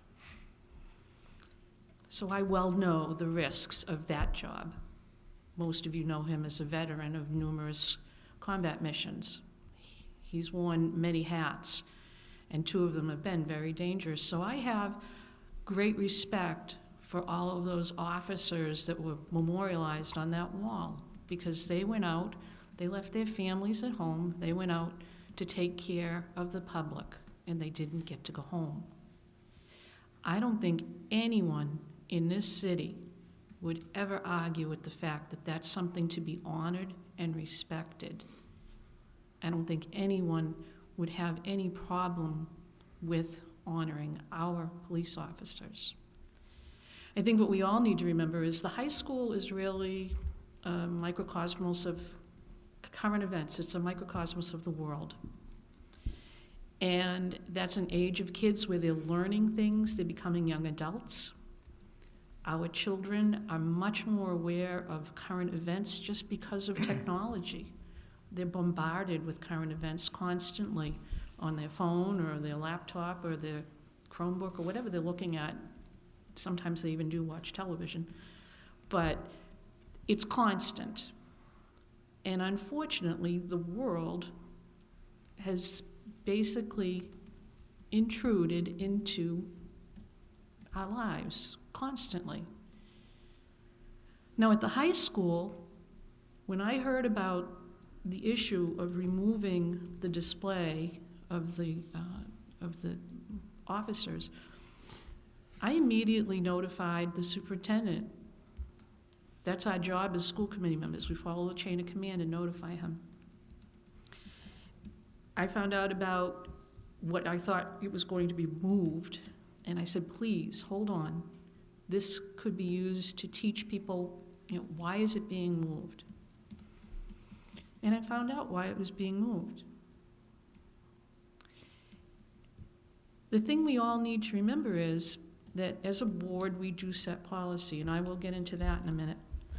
But at the high school, the principal had been working on this issue since the beginning of the school year, which I didn't realize. I thought it was kind of like an immediate decision. Somebody's upset, take it down. It wasn't. He had been talking with different people at the school trying to work this through. He had had students and staff come to him about a component of that display that was bothersome to them. And he was trying to bring the parties together and work out a solution. And then it got to the point where a solution was talked about, but to this day, that display has not been moved.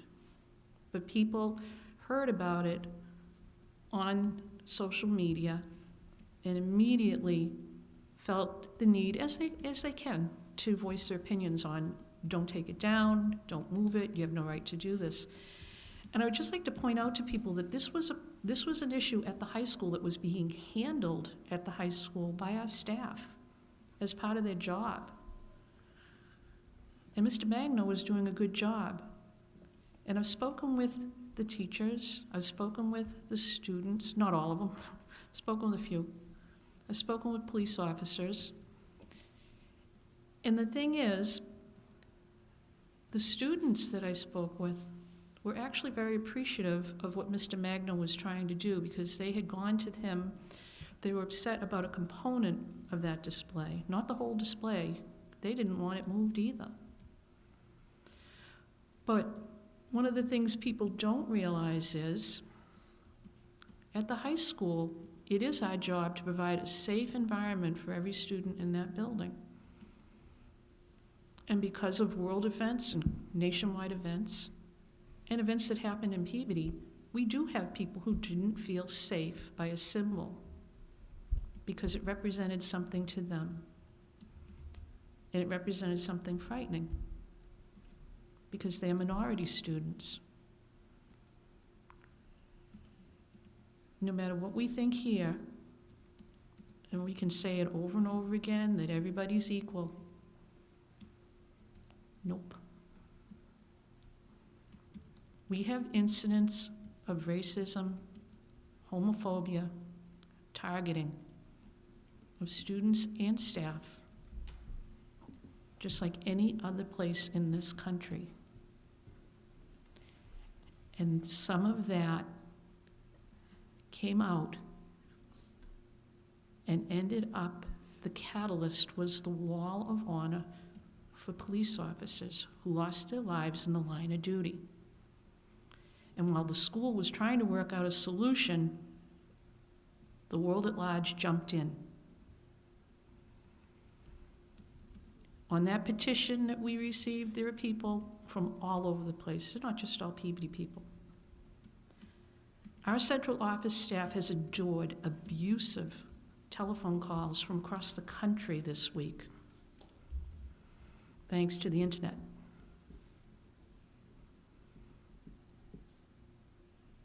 Now, when we hired Mr. Magno and Dr. Vidala, I did not see a line in their job description or contract that said, must serve as King Solomon. Because honestly, this is a bigger problem society-wise than what it's been reduced to on headlines, sound bites, and Facebook posts. The one good thing that I can see coming from this is that a dialogue has been opened, and everyone is going to talk about it, and we are going to work through it. But I'd like to remind everyone that, at least in my opinion, the most important people who have to discuss it are the ones who have to live with it every day, and that's at the high school. And I think we need to respect that process. I will tell everyone right now that the reason we didn't have a policy dealing with memorials, because the problem has never come up before. Even model policies from MASC, they're very recent. They're only 2 or 3 years old. So it is an issue that extends across our state, and generally, I work on the policy committee for MASC as well. Generally, we get policies from the National School Board Association. So, things filter down, just like here, our work will filter down to the schools. We do need a policy about memorials. We really do. We have very specific policies at the high school, but we also have, and Dr. Vidala and Dr. Lord, and even you, Mr. Miko, you could explain it even better than I can, that for many years, or at least since I was in school, teachers determined the decorations and displays in their classrooms.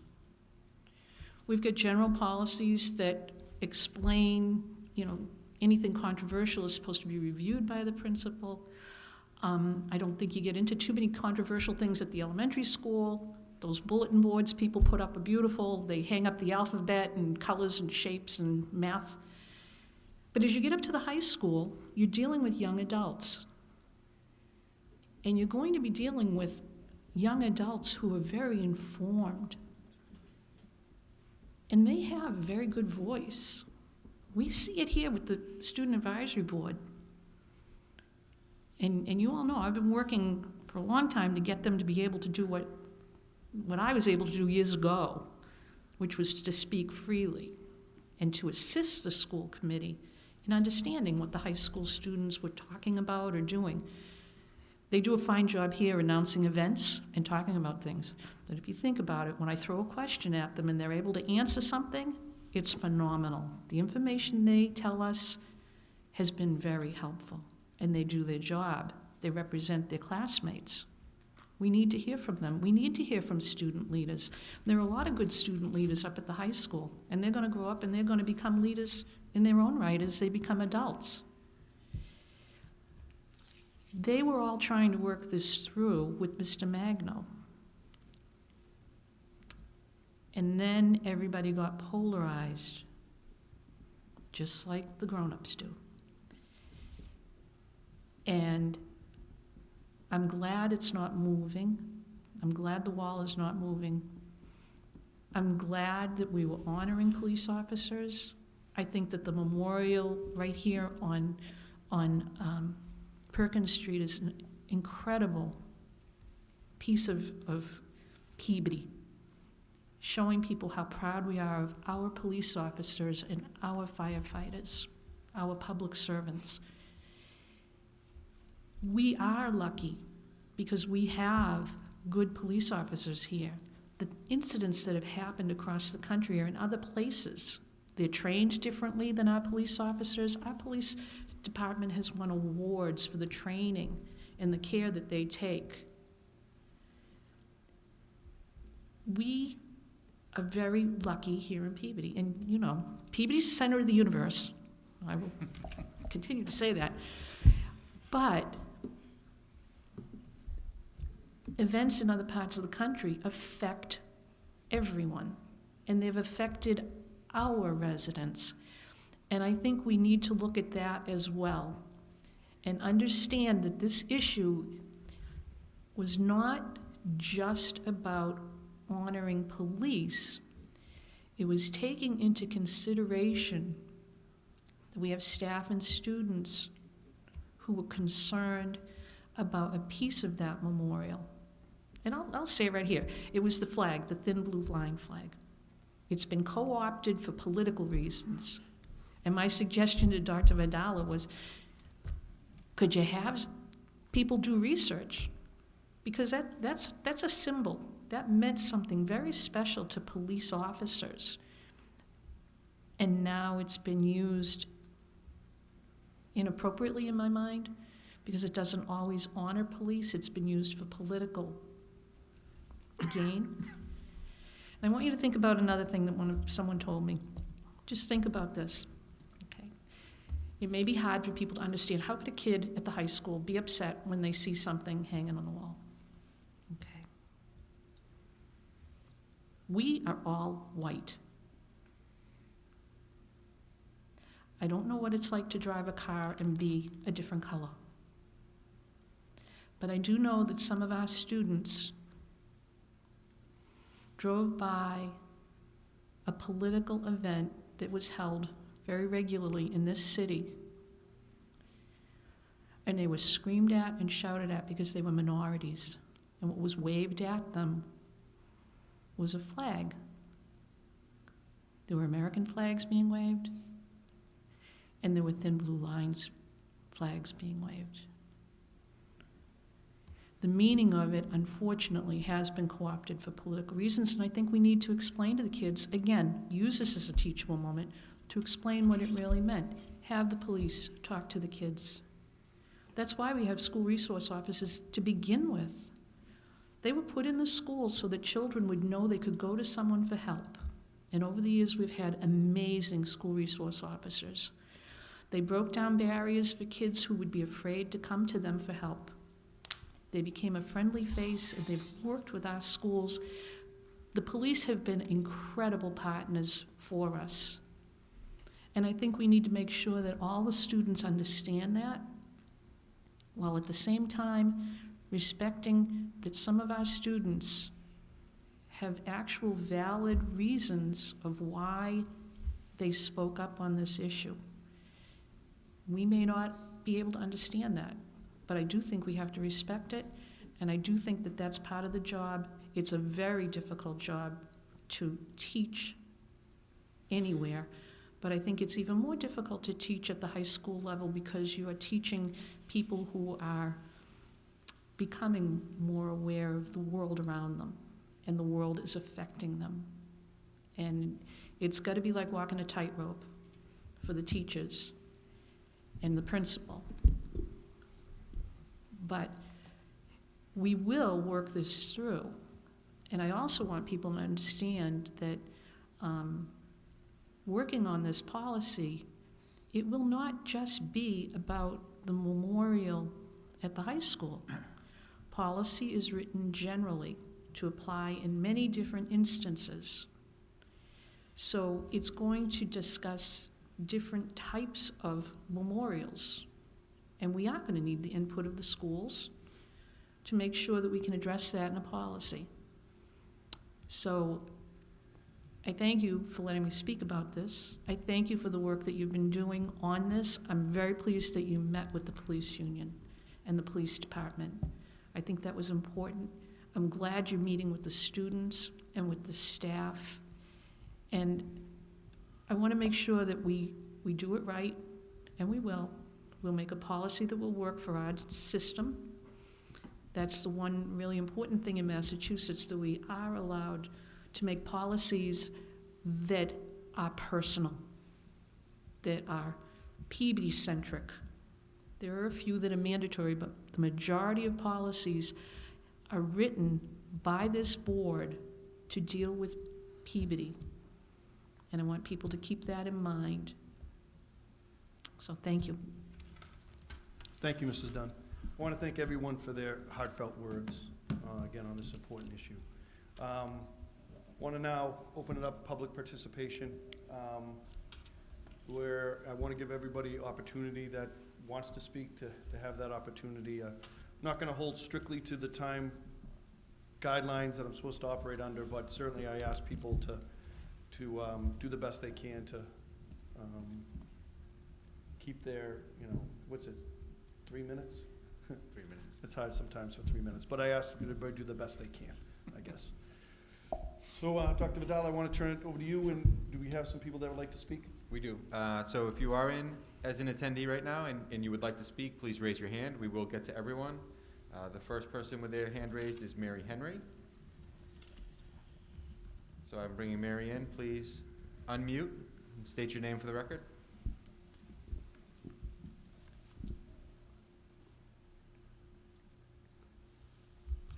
Sorry, I didn't know I was still muted.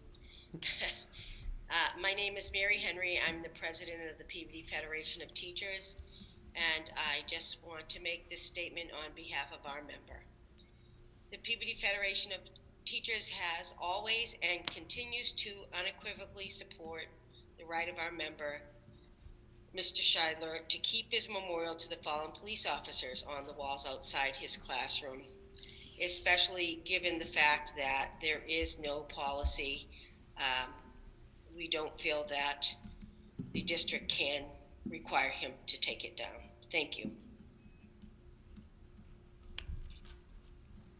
Thank you, Mrs. I generally Henry. don't interrupt during public participation, but if the union doesn't have an issue and we don't have an issue, what's the issue here? Point Well- of order. It's public participation right now. Okay, let's hear from other people that would like to speak. Okay, the next person is Keith Doucette. Keith, please unmute, state your name and your address for the record, please.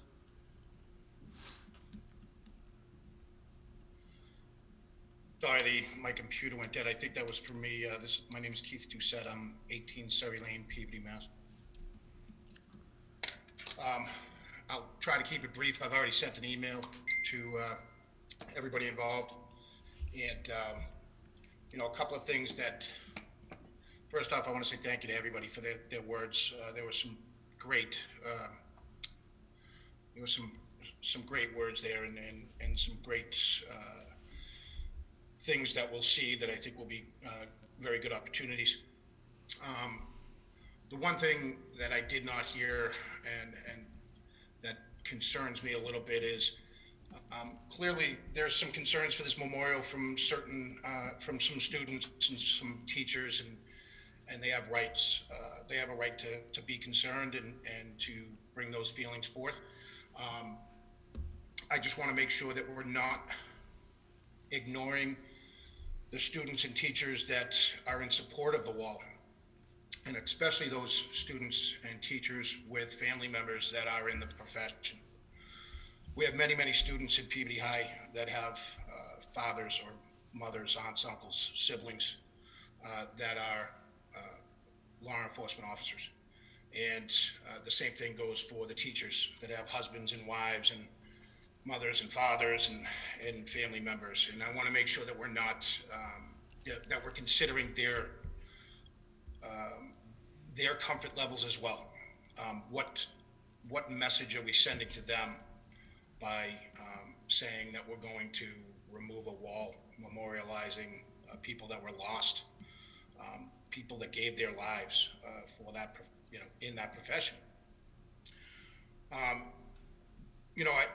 lot of talk has been made of social media and it being a divider, and I think many know I'm a pretty big proponent of social media, and with that, I don't necessarily know if it's a divide. I certainly think social media brings attention to a different audience, who then gets involved and brings definitely different solutions to the table. And with that, I don't think social media has caused any problems here. There were certainly some things that may have came out that were incorrect information, but I want to thank everybody that's made comments for or against keeping this wall where it is. And just real quick, because I have got my information out in an email to everybody. I think the consensus is that no one wants to see anything moved, especially that supports certain things. I'm keeping away from saying political, because in my opinion, the blue flag is not political. Just because someone tries to politicize something and use it for a political purpose does not automatically make that a political symbol. So in my opinion, that flag was created in 2014 for 2 New York police officers that were murdered in the line of duty. And it was to honor them and to memorialize them for the courageous job that they did. So for me, the thin blue line flag, along with the thin blue line, it's not a political statement by any means. But I think that the things that are up there at the high school should all remain, and we should utilize those things and the uncomfortable feelings for some of those things as a teaching moment to try to, because we really are missing, we have a very big issue where no one wants to have that uncomfortable conversation, and many things in today's world are just being put into a closet somewhere to try and make everybody feel comfortable. And in my opinion, we're missing a huge teachable moment for this current generation that's growing up. And then just one last thing, in almost 20 years ago, we all sat back and we mourned the loss of hundreds of public service people.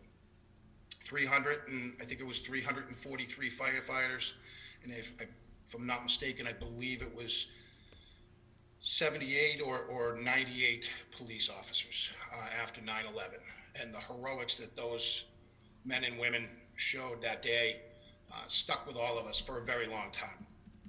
And all I can say is that unless you're somebody that's put on a uniform and left the house not knowing whether you were going to come back to see your family, none of us will know how these people feel, even when their brothers and sisters from other cities and towns and states fall in the line. So, again, with that, I think this is a great teaching opportunity for our students at the high school and for our staff and for our community. And we should do everything that we can in order to make sure that teaching moment is capitalized on. and hearing the comments that we've heard, I think we're well on our way. So thank you very much for hearing me out. I appreciate it. Thank you, Mr. Doucette. Okay, the next person that we're going to bring in as a panelist is Dahlia. Dahlia, please unmute. Hi, I would like to start off by thanking the school committee members for allowing me to speak on behalf of my peers. My name is Dahlia Najib, and I'm We can't hear. Dahlia, we're having a little trouble hearing you. If you could speak into your microphone a little bit louder, please. Yep, can you hear me better now? Yes, that's a little better. I would like to start off by thanking the school committee members for allowing me to speak on behalf of my peers. My name is Dahlia Najib, and I'm a senior and president of Culture Club at PVMHS. Frankly, I'm not sure how to explain years of trauma, racism, and bullying in a matter of 3 minutes. However, it is difficult situations like these that make me grateful for the opportunity to be heard. It was brought to my attention by friends and classmates that a memorial display in front of a teacher's classroom honoring officers who have died in the line of duty contained Blue Lives Matter flags. Many students and faculty have been receiving backlash due to the lack of knowledge of the situation. News articles with hate comments have circulated the internet and have disrespectfully questioned faculty positions and spread negativity on the students at Peabody High alongside delivering false information. One of the articles referred to Black Lives Matter as a propaganda, as if the lives that were lost were meaningless. This is not about politics. This is about morality and humanity. This is about basic human rights. That is why I'm here to speak on behalf of the students, my classmates, my peers. The young people of the community would like to propose a compromise, not a conflict. I would like to make it very clear that the memorial itself is not the issue. Many students have approached me expressing their discomfort with the flags due to their disrespect and insensitivity towards the Black Lives Matter movement. To the officers that have risked their lives daily for the safety of our community, I extend my sincerest appreciation. We all do. We acknowledge and thank all of the officers for making that choice. But with all due respect, being a law enforcement officer is a choice. Being Black is not. If someone were to display a poster with the Confederate flag, for some it means nothing but a poster for history class. For others, it is an image that may resurface worlds of unimaginable pain, years of hate and segregation, and a symbol of racism. Likewise, as many people view the blue line as pride for law enforcement, others view it as a reminder of all who have been brutally murdered in the name of justice. Symbols and their meanings are forever changing through time. I understand that this matter is very sensitive, with opposing arguments and sides, but all I can ask from you all is an open mind from a student's perspective. Seeing those flags made me feel as though we were taking a step back, but also after seeing posters plastered alongside the memorial, I was questioned its true intent. A Greta Thunberg poster upset me the most. To simply put it, the poster was telling students that our generation is incapable of change and are entitled and spoiled. Another poster alongside that one said that our parents make excuses for us and that we are raised to not know or take accountability. These posters are belittling, insulting, and defeating. An educator should encourage and empower their students, not discourage and silence them. All of these visual displays do is create a divide between students and teachers. What's truly mind-blowing is that no one asked how any of this made us feel as students. Why the reactions to the flag? Why the bitterness, the sadness, the resentment when walking by these posters that are so discouraging? The fact of the matter is that we are the ones who walk down that hall every day. We are the ones who are most affected by this. If adults would like to place their discontent with issues of offense and divide, then where was the anger when a pride flag was purposefully torn off of the wall? Where was the community's response when white students used the N-word without consequence? Does accountability not apply in these circumstances? Yes, many of us took offense to these flags, to the blue line that says, "Don't cross this line, you do not belong." Many of us took offense to an educator's proud display of messages about silencing and helplessness of the youth. Are you comfortable knowing that students feel unsafe in a place that may be their only place of safety, love, affirmation, and empowerment? We look to the adults now. What are your words of hate on social media teaching us, or even your own children? We look to your community, our community. Please show us what compromise listening, understanding, and awareness looks like. Thank you. Thank you for those words. Okay, thank you, Dahlia. The next person we'll bring in is Ryan Machado.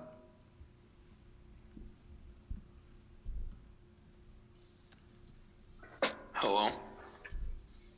Hi, Ryan, please state your name and address, please. Ryan Machado, Castle Circle.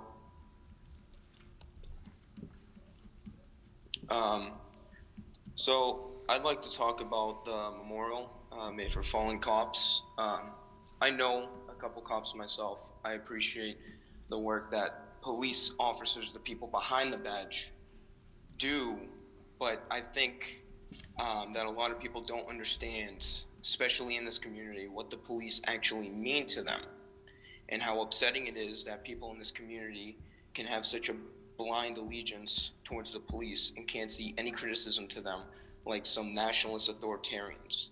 Look at how people start at petitions and get upset that it's being taken down, when yes, these are people that lost their lives in the line of duty, but who knows what could be going on in their personal lives, since factually it's been proven that 40% of cops domestically abuse their wives and kids. Yet people gloss over stuff like this and pay their respects to officers and their families and start GoFundMes to help donate and wave Blue Lives Matter flags. Yet if people have BLM signs or teachers want to help kids be more open about who they are, it's child indoctrination, and these liberals are brainwashing Mr. Machado, kids. thank you for your comments. Next call, please. Okay, I'm seeing no other hands raised.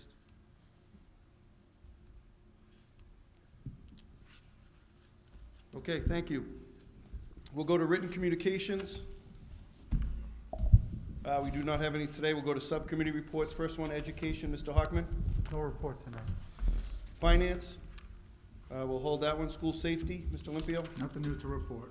Athletics and wellness, Uh, Mr. Hockman. Yeah, so did we report out on Sandy Drove last week? Did I report out on Sandy Drove? I don't, it's been a long night, it's been a long week. I don't recall if I reported out on the last meeting we had, in which we had Sandy Drover as a guest, Sandy Drover of the Healthy Peabody Collaborative. I don't think you did, Mr. I don't think I did either, No. and I It was in between apologize. this. Through the chair, it was in between. Yeah. It was in between It the was, meetings. Yeah. the meeting was the following week, so. How we can I have that. forget such a wonderful conversation as I had with Sandy Drover, and we had with Miss Sandy Drover. My apologies. Last week, the Athletic and Wellness Committee met on wellness issues, which is something I've been remiss in scheduling. And during that meeting, we talked about to Ms. Drover, who was a member of the Healthy Peabody Collaborative, and the tremendous amount of work that the Healthy Peabody Collaborative does in regard to providing our students with skills and resources to allow them to make healthy choices and good choices for themselves in relation to alcohol and drugs, some pressures that are particularly significant, well, to the entire community, but at our middle school and high school age students become difficult decisions for them to make with peer pressure and things along those lines. So we had that meeting, and I wanted to thank Sandy for coming to talk to us last week. She reminded us of some of the things, and I'm going to grab.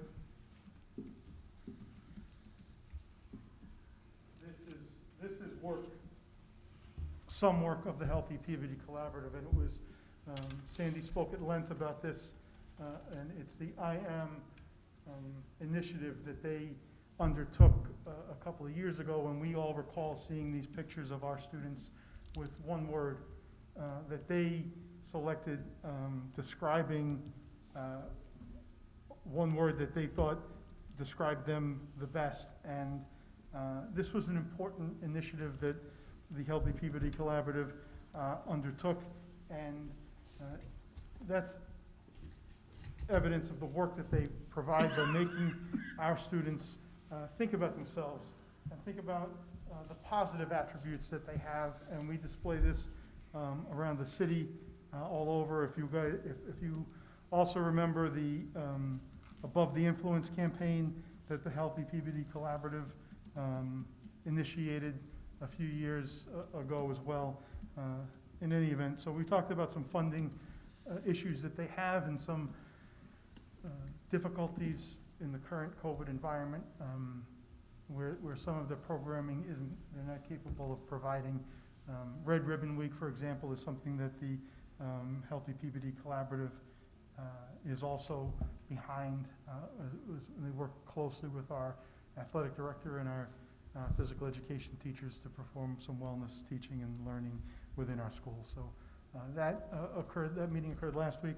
I do also want to inform the public that December 8th, as Dr. Vidal had mentioned, we will have a subcommittee meeting at 6 p.m. here at the Higgins Middle School. I believe there will be a public participation component to that. At that meeting, we will have, or I expect to have, I should say, Sharon Cameron, the Director of Health here in the city of Peabody, as well as Mr. Bua, our Athletic Director, who can report to us on safety procedure plans for the various teams that wish to engage in practices, as well as hopefully an update on Fall 2 sports at that time, and what it looks like for our conference and competitive play. Thank you, Mr. Hockman. Next up, Quality and Standards Subcommittee. Mrs. Dunn. Thanks, Dr. Vidal. Before we go into the committee report, I just would like to say thank you for bringing forward the information about the project that the Healthy Peabody Collaborative is doing. Normally, we would have a presentation by Mrs. Drover, and the work that they do is phenomenal. And this bouquet is a really nice example of it. And I know that they normally would have those small pictures blown up into big pictures of the kids and hanging around the school. And I'm glad they continued doing it. I feel bad that it couldn't be done to the extent it normally would, but I'm glad that it was brought forward tonight so that we could see it too and be able to say thank you. Okay. Quality and Standards Subcommittee. I will make a motion to put into the subcommittee the issue of development of a policy regarding memorials in the school buildings. So moved. Second. Okay, motion by Ms. Carpenter, seconded by Mr. Olympio. All in favor? Yeah. All opposed? I actually think we need a vote. roll call. You want a roll call for this one? Yeah. Okay, roll call. Mr. Miko? Yes. Oh, wait, I'm sorry. We You want should- some discussion on that, Mr. Anotis? I was wondering if we wanted to wait on that one, just until we're kind of all back together. Yeah, if it's okay, we'll wait on that motion. We'll come back to that. Yeah. Hear the other presentations. Thanks, Mr. Anotis. Yeah. Okay, the next subcommittee is the liaison to parent and student advisory boards. Oh, good, I have news on that one too. Okay. The Parent Advisory Board is going to meet on December 14th, and that will be the first meeting of our year. We're going to invite you, Dr. Vidal, to come in and meet the board and meet the parents that serve on that. And we will also have a guest speaker. It will be Judith Crocker from the Safe Routes to School program from the Department of Transportation. And it should be a very interesting meeting because she's going to come in with information for all 3 levels of school, elementary, middle, and high school, on safety considerations and projects that can happen. And there are some things we can still do in spite of the COVID pandemic. And she's coming in. She's been looking forward to working with us. She has things that she will give to the school district for our use in helping with Safe Routes to School. And I hope everyone will be able to attend that meeting. The notice will go out. Great. Would you like to go back to the Quality and Standards Subcommittee? Okay. Motion? Sure.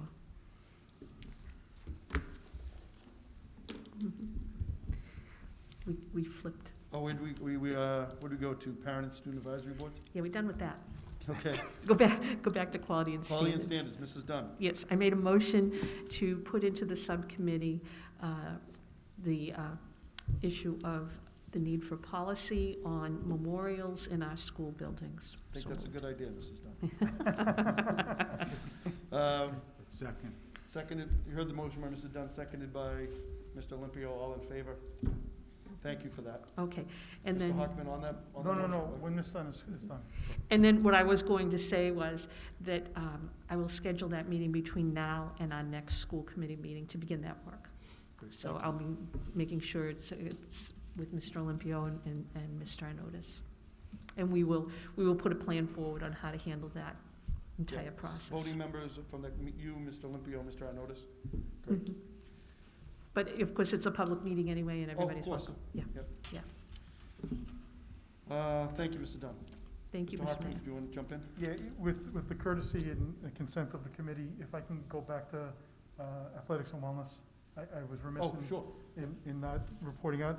During the subcommittee meeting last week, we also recognized 7 student athletes who have, from Peabody Veterans Memorial High School, who have signed letters of intent to further their academic and athletic careers by attending colleges.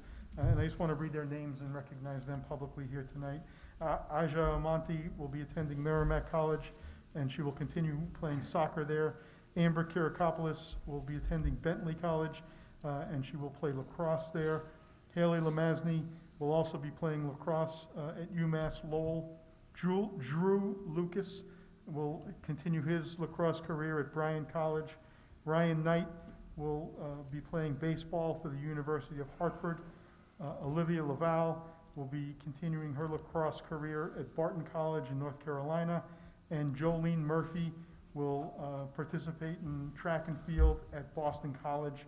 And if I wanted to just congratulate all of those student athletes, all of their families for the years and hours of training and perseverance that took, all of their coaches and managers, both at the high school level, at the middle school level, stemming back to youth sports and all the tremendous volunteers that we have across this great city that give these kids the opportunities to play in these sports. So I thought it was fitting for us to recognize them tonight, and perhaps some meeting in the future to invite them and maybe give them an opportunity to speak a little bit about their own experiences here in Peabody as youths, as well as youths, not youths, as well as their experiences at Peabody Veterans Memorial High School.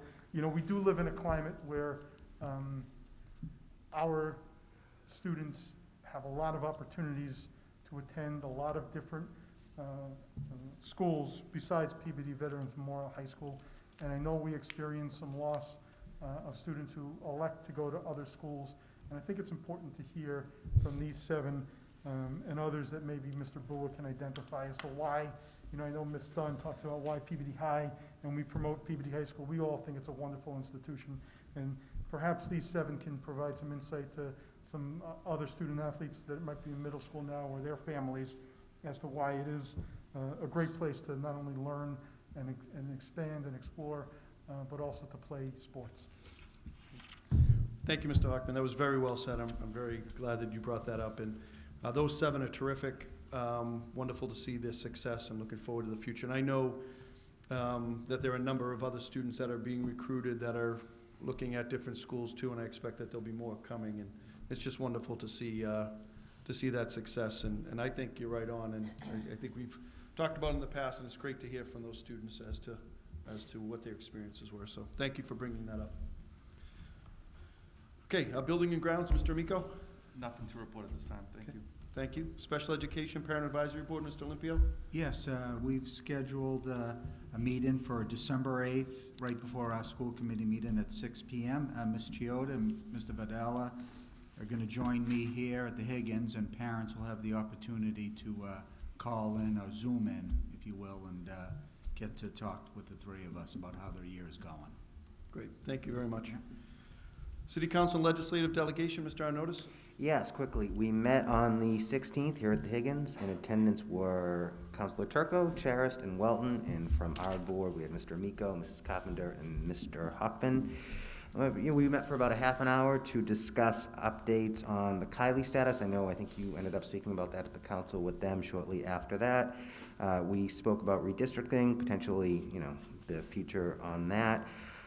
Council Welton pointed out that it would be important to have special education professionals and specialists on the redistricting committee, and I thought that was certainly relevant. There was also a discussion, and Mr. Chair thought it was, important to mention, and I believe it is, and perhaps this is, a larger discussion or notice we can give, just reminding our athletes to maintain their mask usage when they are competing with other teams. He felt that was important, that it was a bit of a conversation piece out there. So if we can do a reminder on that, that would be great. And then Mr. Turco mentioned the budget, our favorite conversation. So perhaps we could start getting a little bit of a preview, long-term on that. That would be great. And Forgot about that thing, the budget. It's nice to forget about it, isn't it? We shortly adjourned after that at 6:30, and we have no scheduled meeting upcoming. Great, thank you, Mr. Arnottis. I know that was a productive meeting, that was excellent.